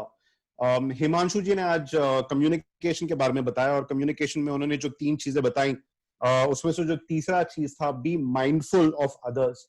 तो मेरा शायद ये अनुमान है कि कम्युनिकेशन जो है वो वहां अपना लिसनिंग जो है वो वहां पे फिट बैठता है, क्योंकि आप तभी माइंडफुल होंगे, आप तभी एम्पैथेटिक होंगे, तभी सिंपैथेटिक होंगे जब आप दूसरों की सुनेंगे। सेल्स में अगर आप बहुत टाइम तक रहो तो एक स्क्रिप्ट जो है वो हमारे दिमाग में बैठ जाता है। जैसे मैं बहुत साल तक सेल्स में था, तो एक स्क्रिप्ट जो मेरे लिए वर्क करता था, मैं वो स्क्रिप्ट जो है मेरे जहन में बैठ गया था, और हर कस्टमर के साथ में मैं वही स्क्रिप्ट यूज करता था, कभी उसको कस्टमाइज करने की मैंने नहीं सोची। तो काफी बार ऐसा हुआ है कि मैं कस्टमर्स को बेच तो देता था, लेकिन शायद मैं कस्टमर्स की सुनता नहीं था, जिस वजह से वो कस्टमर कभी वापस नहीं आता था। आप भी अगर नोटिस करते हैं, हम लोग जिस इंडस्ट्री में हैं वहां पे रिटर्न कस्टमर्स बहुत ज्यादा आते हैं, may be 70 to 80% return customers होंगे, लेकिन जो कस्टमर वापस नहीं आते वो शायद इसलिए नहीं आते क्योंकि एक मिसमैच हुआ है। जो कस्टमर चाहता था और जो हम उसको बताना चाहते थे, देयर वाज अ मिसमैच। वो मिसमैच इसीलिए हुआ है क्योंकि हमने सुना नहीं कि कस्टमर को क्या चाहिए, ना हमने उसके बॉडी लैंग्वेज पे ध्यान दिया, ना हमने उसके इमोशंस को समझा। मैं एक बार शॉपिंग करने खुद गया था, तो एक डिपार्टमेंट स्टोर में गया था, और मैं कुछ शर्ट्स देख रहा था। तो एक रैक पे बहुत सारे शर्ट्स जो हैं सेम डिजाइन के शर्ट्स थे, और अलग अलग साइज के थे। तो जैसे मैं शर्ट्स देख रहा था तो वहां पे एक सेल्समैन आया, और उस सेल्समैन ने मुझे पूछा कि आपको किस तरह के शर्ट चाहिए। तो मैंने उसको कहा, नहीं मुझे शर्ट नहीं चाहिए, मैं ऐसे ही देख रहा हूँ, मैं टाइम पास कर रहा हूँ। वैसे मैं शर्ट बहुत कम पहनता हूँ क्योंकि मुझे भी आपकी तरह यूनिफॉर्म पहनना पड़ता है। और जैसे मैंने उसको कहा कि मुझे भी आपकी तरह यूनिफॉर्म पहनना पड़ता है, तो उसने मुझे एक दूसरे सेक्शन पे लेके गया, और उस दूसरे सेक्शन पे जो अलग अलग शर्ट्स थे, मुझे वो अलग अलग शर्ट्स उन्होंने दिखाया, और उन्होंने मुझे कहा कि जब भी आप रेडी हो जाएंगे यूनिफॉर्म से निकलना, ये तब के लिए है, ये एक स्पेशल शर्ट है, जब आप पहनोगे तो उसको आपको कॉन्फिडेंस आएगा। अगर आप इंटरव्यूज के लिए जाते हैं, स्पेशल ओकेजन के लिए जाते हैं, तो आपको ये बहुत काम आएगा। जो बात मैंने उसको बताई नहीं, वो बात उसको समझ में आएगी। मैंने उससे सिर्फ इतना कहा कि मैं यूनिफॉर्म पहनता हूँ, तो उसके दिमाग में ये बात आ गई कि शायद हो सकता है ये यूनिफॉर्म से निकलना चाहता है, ये इंटरव्यूज में जाना चाहता है, इसीलिए इसको कोई स्पेशल शर्ट दिखाना बहुत जरूरी है, रेगुलर शर्ट दिखाना जरूरी नहीं है। तो क्या हम उस तरह कस्टमर्स की सुन सकते हैं जो वो नहीं बताते हैं, जो वो अर्ज नहीं करते हैं? तो ये तभी हो सकता है जब हम हमारे स्क्रिप्ट से बाहर निकले। तो थोड़े टाइम के लिए जो है जरूरी है आप थोड़ा सा फ्री फ्लो बात करें कस्टमर के साथ में, स्क्रिप्ट को हटा दो। जो हिमांशु ने कहा, हार्ट की खुराक जो लव है और जो जेन्युइन कंसर्न है जो आपको दिखाना है कस्टमर की तरफ, वो तभी आएगा जब आप कस्टमर की सुनते हो। तो 3 चीजें जो आपको करना है जिससे आप ट्रस्ट बिल्ड सकते हो। सबसे पहले सुनना है, कस्टमर से आप पूछ सकते हैं, अलग अलग सवाल पूछ सकते हैं, ज्यादा सवाल मत पूछिए, इंटरोगेशन नहीं करना है आपको। और जब आप सुनते हैं तो आप सही प्रोडक्ट जो है उनको रेकमेंड कर सकते हैं, और आप देख पाएंगे कि बहुत सारे कस्टमर जो हैं वो दोबारा से आपके पास वापस आएंगे, और वो रिलेशनशिप बना रहेगा, क्योंकि रिलेशनशिप बनाने के लिए ट्रस्ट जो है वो बहुत जरूरी है। 5वां पॉइंट जो है, जो अभी थोड़ी देर पहले नवीन भी बता रहे थे, रोमांस करना आपके प्रोडक्ट के साथ में। तो शायद मनोज जी थे कल जिन्होंने कहा कि fall in love with your job. तो मैं उनकी बात से सहमत हूँ, और उनकी बात पे एक और चीज ऐड करना चाहता हूँ, fall in love with your product. मैं अपनी एक स्टोरी बताना चाहता हूँ आपको। जब मैं ज्वेलरी बेच रहा था तो काफी बार ऐसा होता था कि बहुत सारा माल एक साथ आ जाता था। माल यहाँ पे मतलब पीसेस, न्यू ज्वेलरी। तो हमारा काम था कि जब भी वो नया माल आता था तो हम उसको सॉर्ट करते थे, उस पे प्राइस टैग्स लगाते थे और फिर डिसाइड करते थे कि कहाँ पे रखना है। तो मेरी एक आदत थी कि मुझे जो प्रोडक्ट पसंद आता था वो मैं या तो फिर काउंटर के बीच में रखता था या फिर वो विंडो पे रख दिया करता था, और मुझे जो नहीं पसंद आता था वो मैं काउंटर में साइड में रख दिया करता था, क्योंकि मेरा ये अनुमान था कि अगर मुझे पसंद नहीं आया तो कस्टमर को भी पसंद नहीं आएगा। तो एक बार ऐसे ही हुआ कि काफी सारे नए सॉलिटेयर रिंग्स जो हैं वो हमारी दुकान में आए, और मैं सॉलिटेयर्स बेचने में काफी माहिर था, मुझे सॉलिटेयर से काफी लगाव है। तो उन सॉलिटेयर्स के बीच में एक ऐसा रिंग था जो जैसे मैंने देखा ऊपर से तो काफी अच्छा लग रहा था, लेकिन मैंने जैसे आई लूप उठा के देखा तो मैंने देखा कि उसमें बहुत सारे ग्रेन्स थे, इंक्लूजन्स थे, कार्बन था। तो मुझे अच्छा नहीं लगा, और मैं जानता था कि काफी सारे जो कस्टमर्स हैं वो आई लूप से देखते हैं। तो मैंने वो रिंग जो है वो साइड में रख दी, काउंटर में साइड में ही रख दी। तो काफी टाइम जो है वो निकल गया, काफी सारे सॉलिटेयर्स बिक गए। ये वाला सॉलिटेयर वो साइड में ही पड़ा था, ये बिका नहीं था। तो एक दिन हमारे ओनर ने देखा कि ये रिंग जो है कोई दिखा नहीं रहा है, कोई इसको विंडो में लगा नहीं रहा है, तो क्यों नहीं बिक रहा है। उन्होंने मुझे पूछ लिया कि ये रिंग क्यों नहीं जा रही है, क्यों नहीं सेल हो रहा है। तो मैंने बड़े कॉन्फिडेंस से, क्योंकि मेरे पास अभी थोड़ा बहुत एक्सपीरियंस था, तो बड़े कॉन्फिडेंस से मैंने कहा कि ये रिंग नहीं बिकेगा क्योंकि इसमें फ्लॉज है, इसमें इंक्लूजन है, ये नहीं बिकेगा। तो उन्होंने मुझे कहा ओके फाइन, ठीक है, ये रिंग जरा बाहर निकालना। तो मैंने काउंटर खोला और वो रिंग जो है बाहर निकाल के वो ट्रे में रख दी। फिर मुझे उन्होंने कहा चलो ठीक है, बताओ कि इसमें क्या प्रॉब्लम है। तो मैंने वो रिंग उठाई और फिर मैंने लूप उठाया, और जैसे ही मैंने लूप उठाया मेरे ओनर ने वो लूप मेरे हाथ से छीन लिया और मुझे कहा कि इतने बारीकी से देखोगे तो कमियां ही नजर आएंगी, इतनी बारीकी से देखोगे तो फ्लॉज ही नजर आएंगे, इंक्लूजन ही नजर आएंगे, मुझे बताओ इस रिंग में बाकी क्या दिखाई दे रहा है तुम्हें। तो मैंने फिर उस रिंग को बिना लूप के देखा और मैं उसको अच्छाइयां बताने लगा। मैं उसको बताने लगा कि ये प्रिंसेस कट है, जो कि अच्छी कट है। काफी सारे सॉलिटेयर्स जो होते हैं या तो राउंड होते हैं या तो फिर ओवल होते हैं, तो ये अलग है, ये अच्छी बात है। इसका जो बैंड है उसमें कारीगरी है, काफी सारे सॉलिटेयर्स के बैंड जो है वो प्लेन होते हैं तो उसमें कोई कारीगरी नहीं होती। ये अच्छा है, ये ब्रश्ड गोल्ड है, ब्रश गोल्ड होने की वजह से जो डायमंड का जो शाइन है वो और भी उभर के आता है। तो ऐसे कर करके मैं उनको 6 या 7 पॉइंट बता चुका था, अच्छे पॉइंट, और जैसे जैसे मैं उनको बता रहा था मुझे वो प्रोडक्ट जो है, वो पीस जो है अच्छा लगने लगा था। मेरी खुद की माइंडसेट जो है वो चेंज हो चुकी थी उस रिंग के प्रति। और जैसे ही मैंने खत्म किया वो चीजें बता के, तो मेरे जो ओनर है वो मुझे बोलते हैं कि हर रिंग जो है, हर रिंग का एक फिंगर है, यानी कि एवरी प्रोडक्ट जो है उसका कोई ना कोई कस्टमर है। सिर्फ तुम्हें अच्छाइयां ही देखनी है, बुराइयां नहीं देखनी है। और अगर हर बार तुम जो ढूंढोगे तुम्हें वही दिखाई देगा। तो ये बात जो है वो हमेशा मेरे दिमाग में रही है कि ये बात बिल्कुल सच है, वो चाहे रिंग के लिए हो या चाहे इंसान के लिए हो, हम जो ढूंढते हैं हमें वही मिलता है। तो अगर हम अच्छाइयां ढूंढेंगे तो हमें अच्छाइयां ही मिलेंगी, अगर हम बुराइयां ढूंढते हैं तो हमें बुराइयां ही मिलेंगी। तो इसलिए बहुत जरूरी है कि हम जो प्रोडक्ट देखते हैं वो प्रोडक्ट से हम प्यार करें, fall in love with that product. क्योंकि प्यार, हम सब ने प्यार किया है, कभी ना कभी किसी ना किसी के साथ प्यार किया है, एंड आई एम श्योर कि जब भी हम प्यार करते हैं तो हमारी आंखों में वो ग्लो आ जाता है और हमें सिर्फ अच्छाइयां ही दिखती है, राइट? तो प्यार करना जरूरी है। शादी मत करना, क्योंकि शादी करोगे तो दोबारा से बहुत करीबी से देखोगे और तुम्हें ऐब नजर आएगा। तो just fall in love with your product, और आप देखोगे कि जैसे आप प्रोडक्ट से प्यार करते हो एक अलग सा नशा आ जाता है, एंड वही नशा जो है वो कस्टमर को ट्रांसफर होता है, क्योंकि कस्टमर आपसे वो जानना चाहता है कि क्या है इस प्रोडक्ट में जिसके लिए ये इतने एक्साइटेड हैं, ये इतने एंथुज्ड हैं, यही चीज मुझे चाहिए। तो therefore he will go ahead and buy that product. By the way, वो जो रिंग थी जो मैंने साइड में रखी थी, मैंने वो 1 हफ्ते के बाद बेच दी, सिंपली बिकॉज मेरा नजरिया बदल गया। सो इस तरह का मैजिक जो है वो आप भी कर सकते हैं। All you have to do is fall in love with every product. तो ये हुआ 5वां पॉइंट। और जो आखिरी पॉइंट है वो है इमोशंस से बेचना। लग्जरी सेगमेंट में जो कस्टमर्स आते हैं वो कस्टमर्स थोड़े अलग होते हैं, जो बाकी सारी चीजें होती हैं उससे अलग होते हैं। वो लोग लॉजिक से नहीं खरीदते, वो लोग इमोशन से खरीदते हैं। तो लॉजिक और इमोशंस जो है वो अलग अलग, दो अलग अलग चीजें हैं। लॉजिक का मतलब दिमाग और इमोशंस का मतलब दिल। तो लॉजिक जो है वो हमेशा मना करता है, लग्जरी सेगमेंट में लॉजिक हमेशा मना करता है, बोलता है इतना पैसा क्यों खर्च कर रहा है। तो अगर आप देखते हैं लोग बड़ी बड़ी गाड़ियां लेते हैं, लॉजिक से नहीं लेते, क्योंकि लॉजिक बोलता है यार तुमको गाड़ी क्यों चाहिए, point A to point B जाने के लिए, राइट, ऑटो ले ले। लेकिन उनका दिल बोलता है यार फैमिली को क्या ऑटो में घुमाएगा, एक ही तो जिंदगी है, अभी नहीं खर्चा करेगा तो कभी खर्चा करेगा। तो वो हमेशा इमोशंस की ही सुनता है।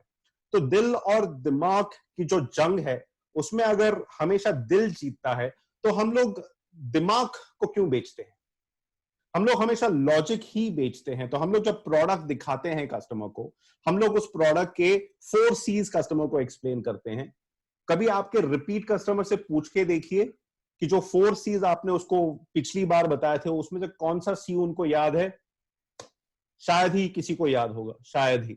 मेरे साथ तो ऐसा कभी नहीं हुआ कि कोई कस्टमर मुझे उस प्रोडक्ट के फीचर्स बताए, कैरेट क्या है याद नहीं, कलर क्या है, क्लैरिटी क्या है, कुछ याद नहीं। उसको याद है कि उसने कब ये रिंग लिया था या फिर ये पीस लिया था और किस मौके पे लिया था, क्योंकि वो इमोशंस के साथ में जुड़ जाता है।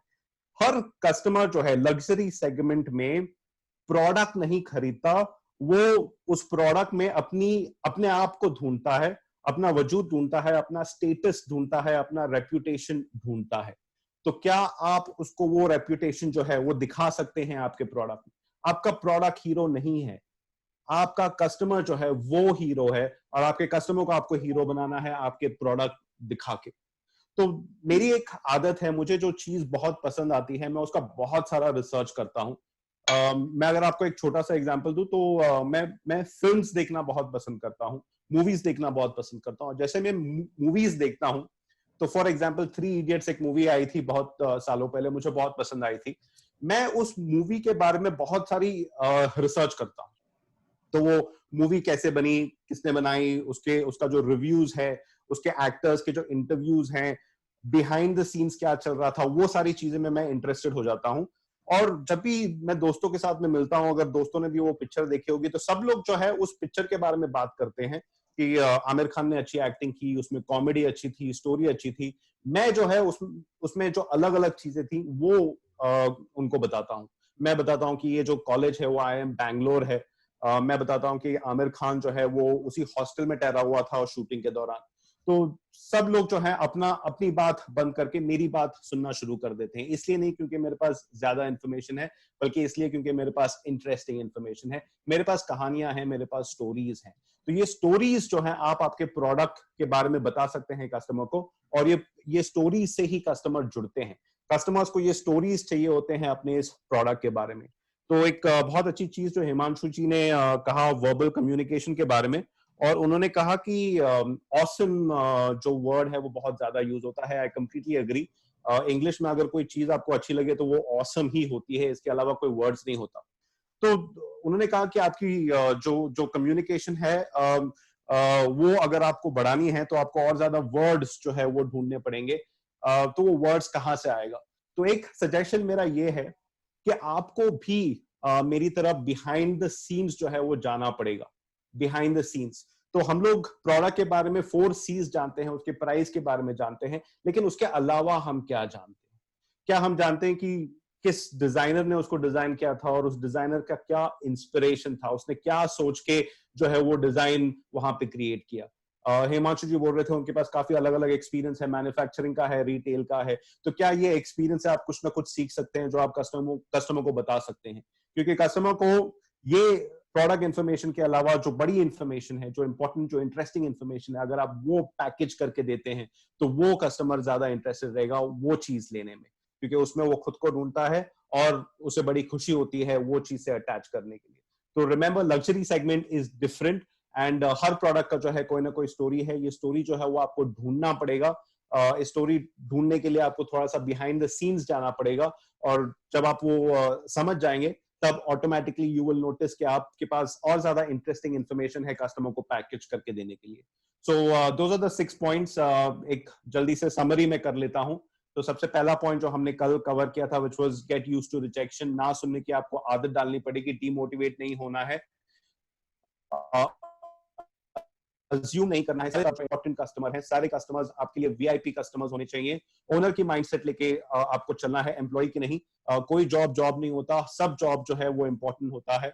एंड लिसनिंग जो है वो बहुत क्रूशियल है। काफी सारे हिंट्स जो है आपको कस्टमर खुद देगा अगर आप बहुत ध्यान से सुनते हैं तो।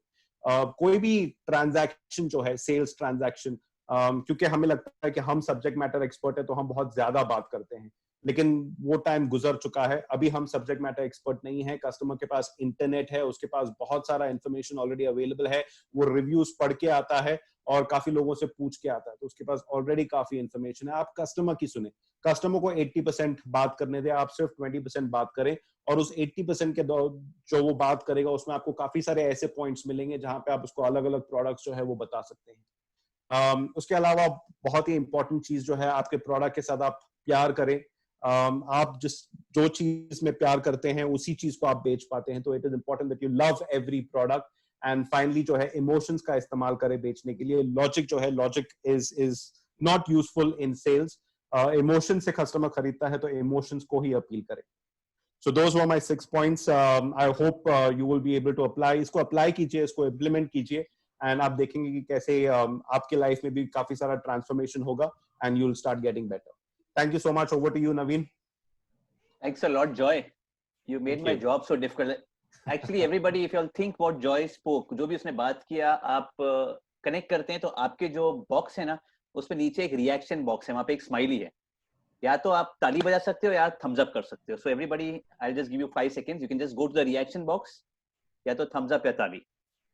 तो जॉय नोज दैट उसने अच्छा काम किया कि Thank you. Okay, lovely. So we're getting thumbs up and we're getting all of that, Joy. Great job. Naveen, just sorry to interrupt, Yeah. कुछ लोग यहाँ पर को होस्ट है तो उनको सिर्फ रिक्वेस्ट है कि अपने आप को म्यूट पे डालिए प्लीज। 4-5 लोग जो को होस्ट है बस। हाँ, everybody who's on co-host, just keep yourself on mute.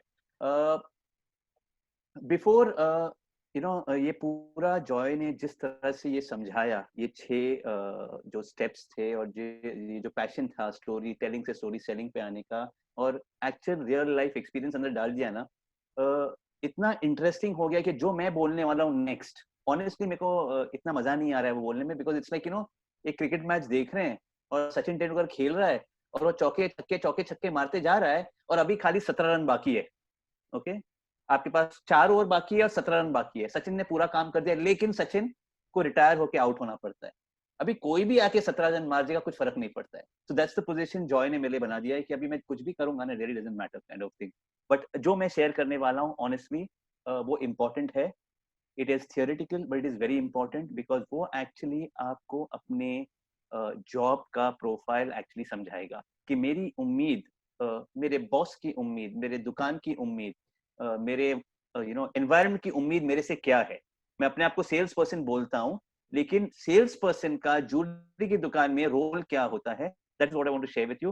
उसको कहते हैं कि job profile of a jewellery sales professional. Okay, मैं वो वर्ड ज्वेलरी सेल्स पर्सन नहीं यूज करूंगा। जैसे मैंने आपको फर्स्ट डे पे बोला कि वो जमाना गया जहां पे हमको अपने आप को सेल्स पर्सन समझना है। वो जो त्रिकोण था, त्रिकोण उल्टा होने शुरुआत हो गई है। Each of us have the potential, हर आदमी यहाँ पे ज्वेलरी सेल्स प्रोफेशनल बन सकता है। ज्वेलरी सेल्स प्रोफेशनल बनना का मतलब ये है कि ये रियलाइज करना कि मेरा काम खाली बेचना नहीं है। अगर मैं दुकान में हूँ, ज्वेलरी की दुकान में, और सुबह को मैं शुरुआत करता हूँ सुबह के 10 बजे, so I put 10 over here as a time. मैंने एक्सेप्ट किया है कि मैं रिटेल में हूँ, कि मेरा समय रात का 10 बजने वाला है। अगर दुकान 8:30 बजे बंद होता है, अगर मैं स्टॉक टैली करता हूँ, स्टॉक टैली में 2 पीस मिसिंग है, मेरा मिसिंग नहीं है, उसका मिसिंग है, मेरे को रुकना पड़ता है, और मेरे रात के 10 बजते हैं, और ये हफ्ते में एक बार ऑलवेज हो रहा है, तो I have accepted that. Because I have accepted that, मेरे जॉब प्रोफाइल में ये आएगा ही। तो एक सेल्स प्रोफेशनल का जो जिम्मेदारी है, he must respect time, he must respect paper work. समय का ऑलवेज रिस्पेक्ट करना पड़ेगा।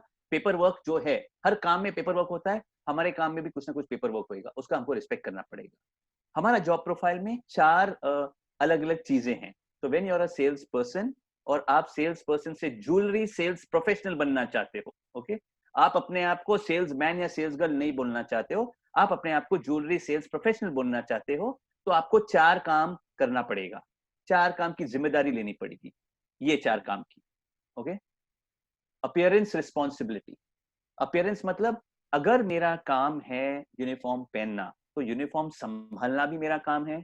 अगर मैंने यहाँ पे पेन रखा है मेरे शर्ट में और वो पेन का दाग आ गया है, वो पेन का दाग निकालना मेरा जिम्मेदारी है। कंपनी ने मेरे को यूनिफॉर्म दिया है, यूनिफॉर्म संभालना मेरी जिम्मेदारी है। अगर मेरे को लिपस्टिक दिया है और लिपस्टिक लगाने को बोला गया है, मैं सुबह को लेट आ गई, मैंने काउंटर सजा दिया, लिपस्टिक नहीं लगाया, बाल खुले हैं, नहीं चलेगा। अगर दुकान का शटर 11 बजे खुला होता है ग्राहक के लिए और आप 10-20 को अंदर आए हो, 11 o'clock behind the counter you're supposed to be prim proper like that girl over there. Okay, if it means pearl का नेकलेस पहनना है, pearl का नेकलेस पहनना है, if it means बैज पहनना है, बैज पहनना है, if it means साड़ी का पल्लू इस तरह से ये एंगल पे जाएगा तो ये एंगल पे जाएगा। This is true professionalism. Otherwise you can be happy being a sales boy or sales girl. अगर आप ज्वेलरी सेल्स प्रोफेशनल बन रहे हो तो right from the angle to the smile to the lipstick to the tone of that color to the hair, कि कैसा होएगा और कैसे वो यूनिफॉर्मिटी होएगी, वो हमको मेंटेन करना बहुत जरूरी है। मैनेजमेंट भाषा में, इंटरनेट भाषा में, लग्जरी ब्रांड्स में ये वर्ड को वो लोग, हम जो यूनिफॉर्म बोलते हैं ना, उन्होंने इस वर्ड को एक नाम दिया है, उस वर्ड का नाम है असिमिलिएशन।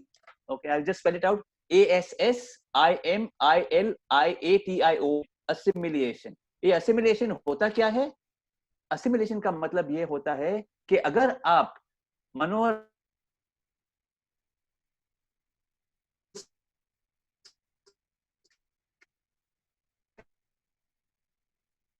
तो जो लड़की थी ना सावली जैसी, no, for me I am one, I am the ambassador of Manohar Lal and I become the ambassador and that is how I am suppose to be. जब चाय, चीनी, दूध, पानी हम सब मिला लेते हैं और चाय बनती है, अगर कोई मेरे को बोले कि एक काम करो ना यार, चीनी ज्यादा हो गई, चीनी निकालो, क्या हम उससे चीनी निकाल सकते हैं? नहीं निकाल सकते हैं, because all of these 4 things have got assimilated और ये एकत्र हो गए हैं, एक निकाल ही नहीं सकते हैं। तो यूनिफॉर्म का मतलब यूनिफॉर्म नहीं है, यूनिफॉर्म का एक्चुअल मतलब है कि हम चूज कर रहे हैं ये ब्रांड के नीचे, whether it is Manohar, whether it is Bhola Sons, whether it is L Gopal in Guwahati, okay, we have chosen to become part of that brand and we were one.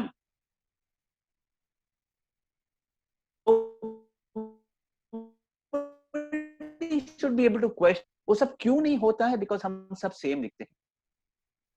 So appearance is all about getting assimilated as one. That is your responsibility. Please ensure that you're doing it well. Okay.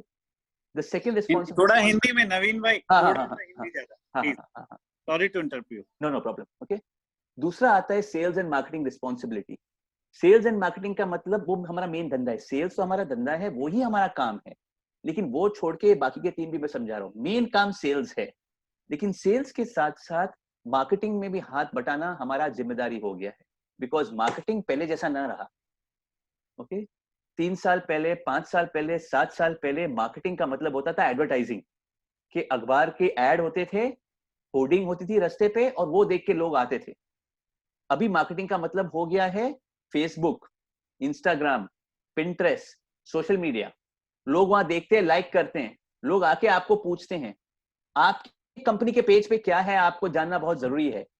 आज जो post हुआ है, अगर एक for example एक bangle post हुआ है और उसमें एमरल्ड और डायमंड है और कस्टमर फोन करता है, ये जो आपकी जो पोस्ट है ना आज, वो कितने की है? आई एक्सपेक्ट वो सेल्स पर्सन को कॉन्फिडेंस से बोलेंगे, हाँ वो बैंगल जो आपने देखी, अच्छा हाँ वो वाली एमरल्ड वाली ना मैडम, हाँ एमरल्ड वाली मैडम, वो 6,70,000 की है, इट इज VVS 1 की है, जी कलर है, और उसमें लगभग आपको ना लगभग उसमें 9 कैरेट डायमंड्स के मिलेंगे, 2 सेंट से लेके 6 सेंट के बीच के हीरे हैं, और एमरल्ड जो है ना, बीच वाला जो एमरल्ड है वो लगभग 2.5 कैरेट का है, और बाकी साइड पे जो 2 दिख रहे हैं आपको 70 सेंट के हैं, नीचे वाले 30 सेंट के। Am I able to do that so well? क्या मेरे पास इतना कॉन्फिडेंस है कि मैंने वो देखी भी, मैंने उसका हिसाब किताब भी निकाला, फोन आया तो फोन में मैंने ये बोला, कस्टमर विल बी स्टन्ड, क्योंकि उसको आदत काय का है कि मैं फोन करूंगी, फोन ऑपरेटर उठाएगी, ऑपरेटर बोलेगी कौन सा नेकलेस मैडम फेसबुक में, 1 मिनट में पूछती हूँ, ए फेसबुक वाला कौन सा है नेकलेस आज, नहीं पता, उसको होगा 1 मिनट मैडम मैं आपको फोन ट्रांसफर करती हूँ। ऑपरेटर फोन ट्रांसफर करती है काउंटर में, फिर काउंटर पे शुरुआत, yes madam, Anu here, may I know who's calling? नहीं Anu, I am talking which necklace, Facebook वाला? मैडम एक मिनट मेरे को देखने दो फेसबुक पे, एक मिनट होल्ड करो। ये फेसबुक है तेरे इसमें, तेरी फेसबुक खोल। This is the way we are talking. Already operator ने कुछ बोला है, वो फोन से अंदर गया है, अभी दूसरा आदमी भी वही हरकतें कर रहा है और ये फोन पे अंदर जा रहा है। आपको लगता है वो ग्राहक वो दुकान में आएगा? ये एक सीरियस ग्राहक है। हमको लगता है सोशल मीडिया कौन देखता है, उसने सोशल मीडिया देख के आपका फोन नंबर निकाला है, आपके रिसेप्शन पे फोन किया है, रिसेप्शन ने आपके काउंटर पे डाला है, और काउंटर पे भी आप बोल रहे हो आपके पास फेसबुक है क्या, दूसरे को देख जरा यार कौन सा पीस है। ये कस्टमर नहीं आएगा आपके वहां। He is disgusted because you have spent so much money, इतना पैसा खर्चा हुआ है वो पोस्ट को पुश कर करके ऊपर आने को और उसको दिखने को, और धंधे पे जो बैठा है उसको तो इंटरेस्ट ही नहीं है। सो मैंने यहाँ पे जहाँ पे वो मार्केटिंग ऐड किया है ना, मैं ये नहीं बोल रहा हूँ कि आप मार्केटिंग टीम का हिस्सा हो जाओ, लेकिन मैं ये बोल रहा हूँ कि मार्केटिंग हर चीज जो सोच रही है, ओके, वो सोच का आपको आइडिया होना चाहिए। इनफैक्ट सोच का जो कीड़ा है, जो सोच का जो सीड है ना, it has to come from the sales team. Sales team के लिए जैसे बाहर वाला ग्राहक है, मार्केटिंग टीम के लिए सेल्समैन ग्राहक है। Marketing team is suppose to keep you happy. Marketing team की जिम्मेदारी है कि मैं सेल्स टीम को पूछूं कि मैं क्या करूं, मैं कौन सा प्रोडक्ट की एड्स दूं, मैं सोशल मीडिया में क्या पोस्ट करूं। They have to keep you happy, they have a job just like your job. जैसे आपकी बम्बू लगती है कि आज 70 लाख का सेल क्यों नहीं हुआ, सेम वे मार्केटिंग टीम को भी आपको पूछना चाहिए कि भाई क्या कर रहे हो यार, दिन में खाली 16 ग्राहक आए, इतनी बड़ी बड़ी खर्चे कर रहे हो, कम से कम 40 ग्राहक तो हम बेचें। हम 9 जन हैं, 16 ग्राहक के ऊपर टूट पड़ते हैं। Are we questioning that? नहीं। तो प्लीज अंडरस्टैंड कि मार्केटिंग भी ना आपकी जिम्मेदारी एक हद तक होने वाली है, और आपको मार्केटिंग टीम को फीडबैक देना पड़ेगा। मार्केटिंग टीम के लिए आप ग्राहक हो, they have to keep you happy. Okay, so that's the second responsibility of a jewellery sales professional, कैसे वो अपने आप को इंटीग्रेट करता है मार्केटिंग डिपार्टमेंट से। तीसरा है अकाउंटिंग एंड एडमिनिस्ट्रेशन। हर काम में कुछ कुछ चीजें होती हैं जिसमें मजा होता है, ओके, कुछ कुछ चीजें ऐसी होती है जिसमें मजा नहीं होता है लेकिन करना पड़ता है। तो सेल्स में भी जब मैं सेल्स करता था, मैंने देखा था कि जो सबसे अच्छी सेल्स टीम मेंबर थी मेरे टीम की, वेरी गुड लुकिंग, बहुत ही अच्छे खानदान की थी।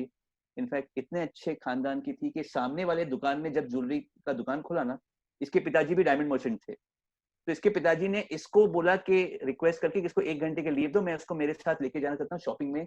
शी वेंट इन 97 और 2.5 लाख की उसने सॉलिटेयर अंगूठी खरीद के लाई। A sales person in a jewellery store is buying a 2.5 lakh rupees solitaire ring सामने की दुकान से। आप बोलोगे कि कुछ भी बोल रहे हो, ऐसे नहीं, ये सच्चाई है। Okay, this is exactly the kind of people जो सेल्स में काम करते थे, बिकॉज उनको पता था कि जो काउंटर पे हम सीखेंगे ना, हम MBA में नहीं सीखेंगे। तो उनके पिताजी जितने भी करोड़पति थे, वो चाहते थे कि मेरे बच्चे ग्राउंड से शुरुआत करें, बिकॉज सेल्स में जो इंटरेक्शन होता है वो काउंटर के पीछे या ऑफिस में बैठ के या डायरेक्ट मेरे ऑफिस में लैंड करके नहीं होएगा। तो दिस गर्ल एक्चुअली वेंट, वो सामने की दुकान से 2.5 लाख का अंगूठी लेके आके शो ऑफ कर रही थी अपनी फ्रेंड्स को। नाउ द प्रॉब्लम इज कि इसको सेल्स करने को बहुत मजा आता था, बहुत चुलबुली थी, बातें अच्छी करती थी, दिखने में बहुत अच्छी थी, तो लोग, वो लोकेलिटी की थी तो लोग उनके साथ इजिली वो हाई एंड प्रोडक्ट बेचती थी। लेकिन ऑलवेज ना, जब अगर दुकान का टाइम था कि आपको 10:30 बजे रिपोर्ट करना है बिकॉज 11 बजे दुकान खोलना है, ये ऑलवेज 10:45 को आती थी, 10:45 और 10:50 के बीच में। तब तक क्या होता था कि तब तक काउंटर लग गए होते। तो she hated taking that process in. वो काउंटर को उठा के अंदर घुसाना, साड़ी पहन के वो अंदर घुसाना, फिर अंगूठी ऐसी बेंड हो रही है तो हाथ घुसा के अंगूठी को ठीक करना, ये जो रोज का जो काम था ना, उसको पसंद नहीं था। ओके, सेल्स करना पसंद था उसको। कभी भी ऐसा नहीं लगा कि मैं इतनी मैं इतनी अमीर फादर की बेटी हूँ कि छोटा का मैं, कभी भी उसने ऐसे एक झलक नहीं दिखाई। लेकिन एक खराब आदत थी कि सुबह को टाइम पे क्यों नहीं आती थी, रीजन कि उसको वो 350 पीस के लिए साइन करना और वो अंदर घुसाना, वो उसको पसंद नहीं था। Now, I want you to understand कि अकाउंटिंग एंड एडमिनिस्ट्रेशन, ओके, हमारा जिम्मेदारी है। तो हम अकाउंटेंट्स नहीं है, हमको टैली नहीं करना है, लेकिन ये बेसिक अकाउंटिंग के सुबह को मैंने कैशियर से या स्टॉक कस्टोडियन से या जो आदमी मेरे को माल दे रहा है, अगर मैंने उससे मेरे काउंटर के 472 पीसेस लिए हैं, ये 472 पीसेस की जिम्मेदारी मेरी जिम्मेदारी है। मेरे को गिन के लेना पड़ेगा, मेरे को सजाना पड़ेगा, मेरे को देखना पड़ेगा अगर वो 472 इयररिंग्स है, क्या मैंने घुमा के देखा है कि वो 72 इयररिंग्स के पीछे की ईयर बैग भी है कि नहीं है, कि मैं जब शाम को वापस दे रही हूँ और वो मेरे को बोल रहा है कि इसकी तो इयरिंग बैग मिसिंग है। अरे मैं क्या करूं, मैं थोड़ी पीछे पीछे दूं, नहीं, आपको देखना पड़ेगा। एक बार आप डाल दो, लेकिन फुर्सत आने पे आप उस पर एक झलक मारो कि पूरा का पूरा पार्ट है कि नहीं। So this part which people don't like to do, it's part of your job, you can't escape this, इससे कुछ आप हट नहीं सकते हो, ये जिम्मेदारी आप छोड़ नहीं सकते हो। अगर आप ये जिम्मेदारी छोड़ रहे हो तो आप ज्वेलरी सेल्स प्रोफेशनल नहीं बन सकते, कितने भी अच्छे सेल्समैन हो। So accounting and admin is it's a very important part of your sales job. And lastly, trade awareness responsibility. Trade awareness मतलब मार्केट का हालचाल, ओके, मार्केट में क्या हो रहा है। हम जो ट्रेड में हैं, हमारा ट्रेड को इंटरनेशनल भाषा में या मैनेजमेंट भाषा में G&J इंडस्ट्री बोलते हैं। G&J मतलब जेम एंड ज्वेलरी, जेम मतलब diamonds, gemstones, all of that, jewellery मतलब ये जो गहने हम बनाते हैं गोल्ड और प्लैटिनम और सिल्वर के। तो हम प्राउडली बिलोंग करते हैं to an industry, we don't belong to a shop, we belong to an industry, and the industry अब बदल रही है, तो हम ज्वेलरी इंडस्ट्री का हिस्सा हैं। अगर हम ज्वेलरी इंडस्ट्री का हिस्सा है और सडनली रास्ते पे जो कस्टमर, अगर हमारी दुकान, फॉर एग्जांपल अगर मैं देख रहा हूँ दिल्ली के काफी लोग हैं, अगर हमारी दुकान साउथ एक्स में है और वो साउथ एक्स के रोड पे या GKM ब्लॉक पे है या करोल बाग में है, अगर वो रोड पे होर्डिंग या वहां पे कुछ टेम्पररी वो जो बसेस होती है जो होर्डिंग लगाती है, बिकॉज परमानेंट होर्डिंग्स इतनी नहीं है, और वहां पे अगर होर्डिंग है और वहां वो होर्डिंग पे लिखा है कि celebrate platinum with Evara, for example, okay, celebrate platinum with Evara, तो हमको पता होना चाहिए कि ये इवारा है क्या। हम प्लैटिनम तो रखते नहीं है, हम क्यों जाने। अगर आप रखते नहीं भी है ना, तो भी इवारा क्या है आपको जानना चाहिए, बिकॉज आपका ग्राहक वो होर्डिंग देख रहा है, आपका ग्राहक गूगल कर रहा है, आपका ग्राहक सोशल मीडिया पे है। अगर प्लैटिनम ने इवारा वहां लिखा है तो शायद उसका प्रमोशन और कहां भी होएगा। शायद वो ग्राहक जो आपके दुकान में आ रहा है वो बोलेगा आपके पास इवारा है क्या, हाँ इवारा हम, अच्छा उस तरह की डिजाइन है, कैसी डिजाइन होती है बताओ जरा। Then that customer has to explain to you कैसी डिजाइन। हाउ एम्बैरेसिंग, कितनी छोटी बात है कि ग्राहक मेरे को बोल तो रहा है, ऊपर से समझा भी रहा है, और फिर बाद में बताया ये इसको तो हम ये फ्लैट चेन बोलते हैं। फ्लैट चेन बहुत है मैडम, आपको कितना मांगते मैं दिखाती हूँ। लेकिन अगर ग्राहक समझाता नहीं तो हम बोलते नहीं है हमारे पास। So whether it is all these big trade bodies, whether it is PGI, whether it is DTC, whether it is World Gold Council, ये सब अलग अलग कलेक्शन करके अपनी कैटेगरी को प्रमोट करते हैं। Okay, for every Nakshatra original piece that was sold, 700 similar looking pieces बिक रहे थे पूरी इंडिया में। ओके, नक्षत्र बोल के ही बिक रहे थे, कस्टमर आके नक्षत्र मांग रहा था और हम बेच रहे थे कूड़ा जोड़ी या तोड़ू या जो भी हम उसको नाम देके बेच रहे थे। वो क्यों बेच पा रहे थे, बिकॉज हमारे दिमाग में बैठ गया था नक्षत्र क्या है। तो ट्रेड में क्या हो रहा है ना, उसकी जानकारी रखना हमारी जिम्मेदारी है। इनफैक्ट हमको more than the owner, more than the मालिक, मोर देन द मैनेजर, हमको ज्यादा पता चलता है, बिकॉज हमारी जो दोस्त है, जब भी हम मैं जब भी कंसल्टिंग और ट्रेनिंग करता था, मैं बैंडर की सारी दुकानें की करता था, अगर मेरे को कुछ इन्फॉर्मेशन चाहिए ना, मैं बैंड्रा स्टेशन पे खड़े हो जाता 8:30 बजे। एक साथ 70 सेल्स पीपल वहां पे जमा होते और सब लोग, फिर वो अनमोल के होते या गहना के होते या महेश नौतनदास के होते या पोपले के होते या घना सिंह के होते, वहां पे स्टेशन पे सब दोस्त लोग थे। वहां पे वो लोग नाश्ता शेयर करते थे, वहां पे एक ही डब्बे में सब लोग साथ में जाते थे। So in that zone they had become friends. और जब फ्रेंड्स बनते हैं, लोग शेयरिंग करते हैं, तो बहुत सारा इंफॉर्मेशन जो शेयरिंग होता है वो आपको सबसे पहले पता चलता है, नॉट के ओनर को पता चलेगा या मैनेजर को पता चलेगा। So I am just saying that market में भी जो हो रहा है ना, वो इंफॉर्मेशन आपको अंदर लेना और क्या इंफॉर्मेशन आपके दुकान के लिए रेलेवेंट है वो शेयर करना, वो आपकी जिम्मेदारी। You are not doing a favour to anybody, that's your job. Okay, and a true jewellery sales professional ये चारों काम करता है। अपीयरेंस का ध्यान रखता है, सेलिंग तो करता ही है, मार्केटिंग में भी हाथ बटाता है, अकाउंटिंग एडमिनिस्ट्रेशन वो अपना रोज का जॉब के लिए एक्सेप्ट करता है कि this may be the not so fun part of the job, but I have to do it. Just like I don't think this the most interesting part of today's presentation, but ये करना जरूरी है तो मैं करूंगा। I enjoyed watching Joy do what he was doing. Okay, this is so boring, but ये जरूरी है, बहुत जरूरी है, करना पड़ेगा। क्या स्टॉक गिनना जरूरी है? जरूरी है। स्टॉक गिन के वापस देना जरूरी है? जरूरी है। मेरा स्टॉक, मेरा सेल्स कैशियर के साथ रिकंसाइल करना जरूरी है? जरूरी है।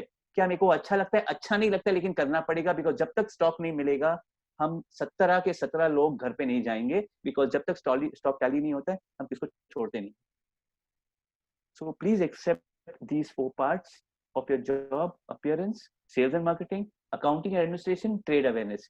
जैसा समय बढ़ते जाएगा, जैसे महीने बढ़ेंगे, जैसे टेक्नोलॉजी बढ़ते जाएगी, आप सरप्राइज हो जाओगे कि एक सेल्स पर्सन का जॉब बहुत ही बदल गया है. ओके, सेल्स होते रहेगा, लेकिन आपके जॉब प्रोफाइल में और 4 चीज आ जाएंगी. वो चीज को एक्सेप्ट करना वही निशानी है कि आप ज्वेलरी सेल्स प्रोफेशनल है. अगर आप कहोगे कि ये तो मेरा काम नहीं, मैं तो सेल्स गर्ल हूं, मैं कैसे करूं? Please try and understand, please try and be open. जिम्मेदारी लेने में ही ग्रोथ है, और हर ग्रोथ का मतलब नहीं कि आपको मैनेजर बनना है. जो मैंने पहले दिन बोला कि growth need not be vertical, growth can be horizontal. Okay, आप शायद और कोई डिपार्टमेंट में काम कर सकते हो जहां पे वैकेंसी और आपको प्रेफर किया जाएगा. Okay, so that's all about the job profile. Before I ask the team to take over, सेमो, मैं चाहता हूं कि एक बार खाली अगर यहाँ पे 1000 जन रोज आ रहे हैं और देख रहे हैं कि एवरी डे हम लोग वो 1000 का मार्क हिट करके ओवरबोर्ड जा रहे हैं. मेरे को रोज 6 या 7 फोन आ रहे हैं और ज्वेलरी स्टोर ओनर्स, ये सब मालिक हैं जो मेरे को बोल रहे हैं कि हमको नहीं ले रहे हो आप अंदर. 4:01 पे कैसे भर जाता है? एक ऐसा सेमिनार है कि 4:01 पे भी जगह नहीं मिलती है. ये तो कहाँ पे भी नहीं होता है. अगर इतना अच्छा आपका एंथुजियाज्म है, तो हम जो URL फीडबैक का डालते हैं ना, उसमें हमको जो रिप्लाई आता है ना, खाली 127, 67 या 37 ऐसा आ रहा है. ऐसा क्यों हो रहा है? I am going to give you 1.5 minute. अभी मैं आपको 1.5 मिनट दे रहा हूँ. हर्ष और सुदर्शन एक को URL डालेंगे. आपका फीडबैक बहुत जरूरी है, बिकॉज ये पहली पाठशाला की सीरीज है. आपको क्या सीखना है, आपको किस चीज में रुचि है, अगर वो फीडबैक हमको नहीं मिलेगा तो हम कैसे पता आगे कैसे जाएं. सो 1.5 मिनट में दे रहा हूं. सुदर्शन, हर्ष, यू देयर? वो URL खाली आपको लोड करना पड़ेगा. यहाँ पे वो URL लोड करके आप, हाँ, हर्ष ने वो URL डाल दिया. आप वो URL कॉपी करो. 1.5 मिनट है, आप ये सीधा वहां जाके आप वहां एक बार फिल करके दे दो, फिर हम आगे जा रहे हैं. Put the URL again. Yes, thank you. हाँ, सुदर्शन ने भी forms.gl, वो एक बार खाली 1.5 मिनट वहां पे चले जाओ, 1 मिनट, और वापस आ जाओ.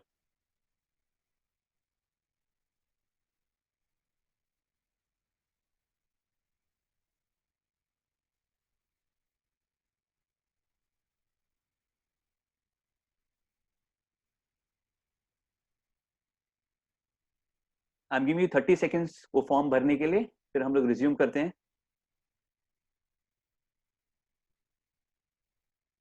मनोज जी, आप हो ना? या I am there. I am going to hand over the mic to you. मैं करता हूँ. और जस्ट और भी एक बात मैं कहना चाहूंगी कि please join us on our Telegram group.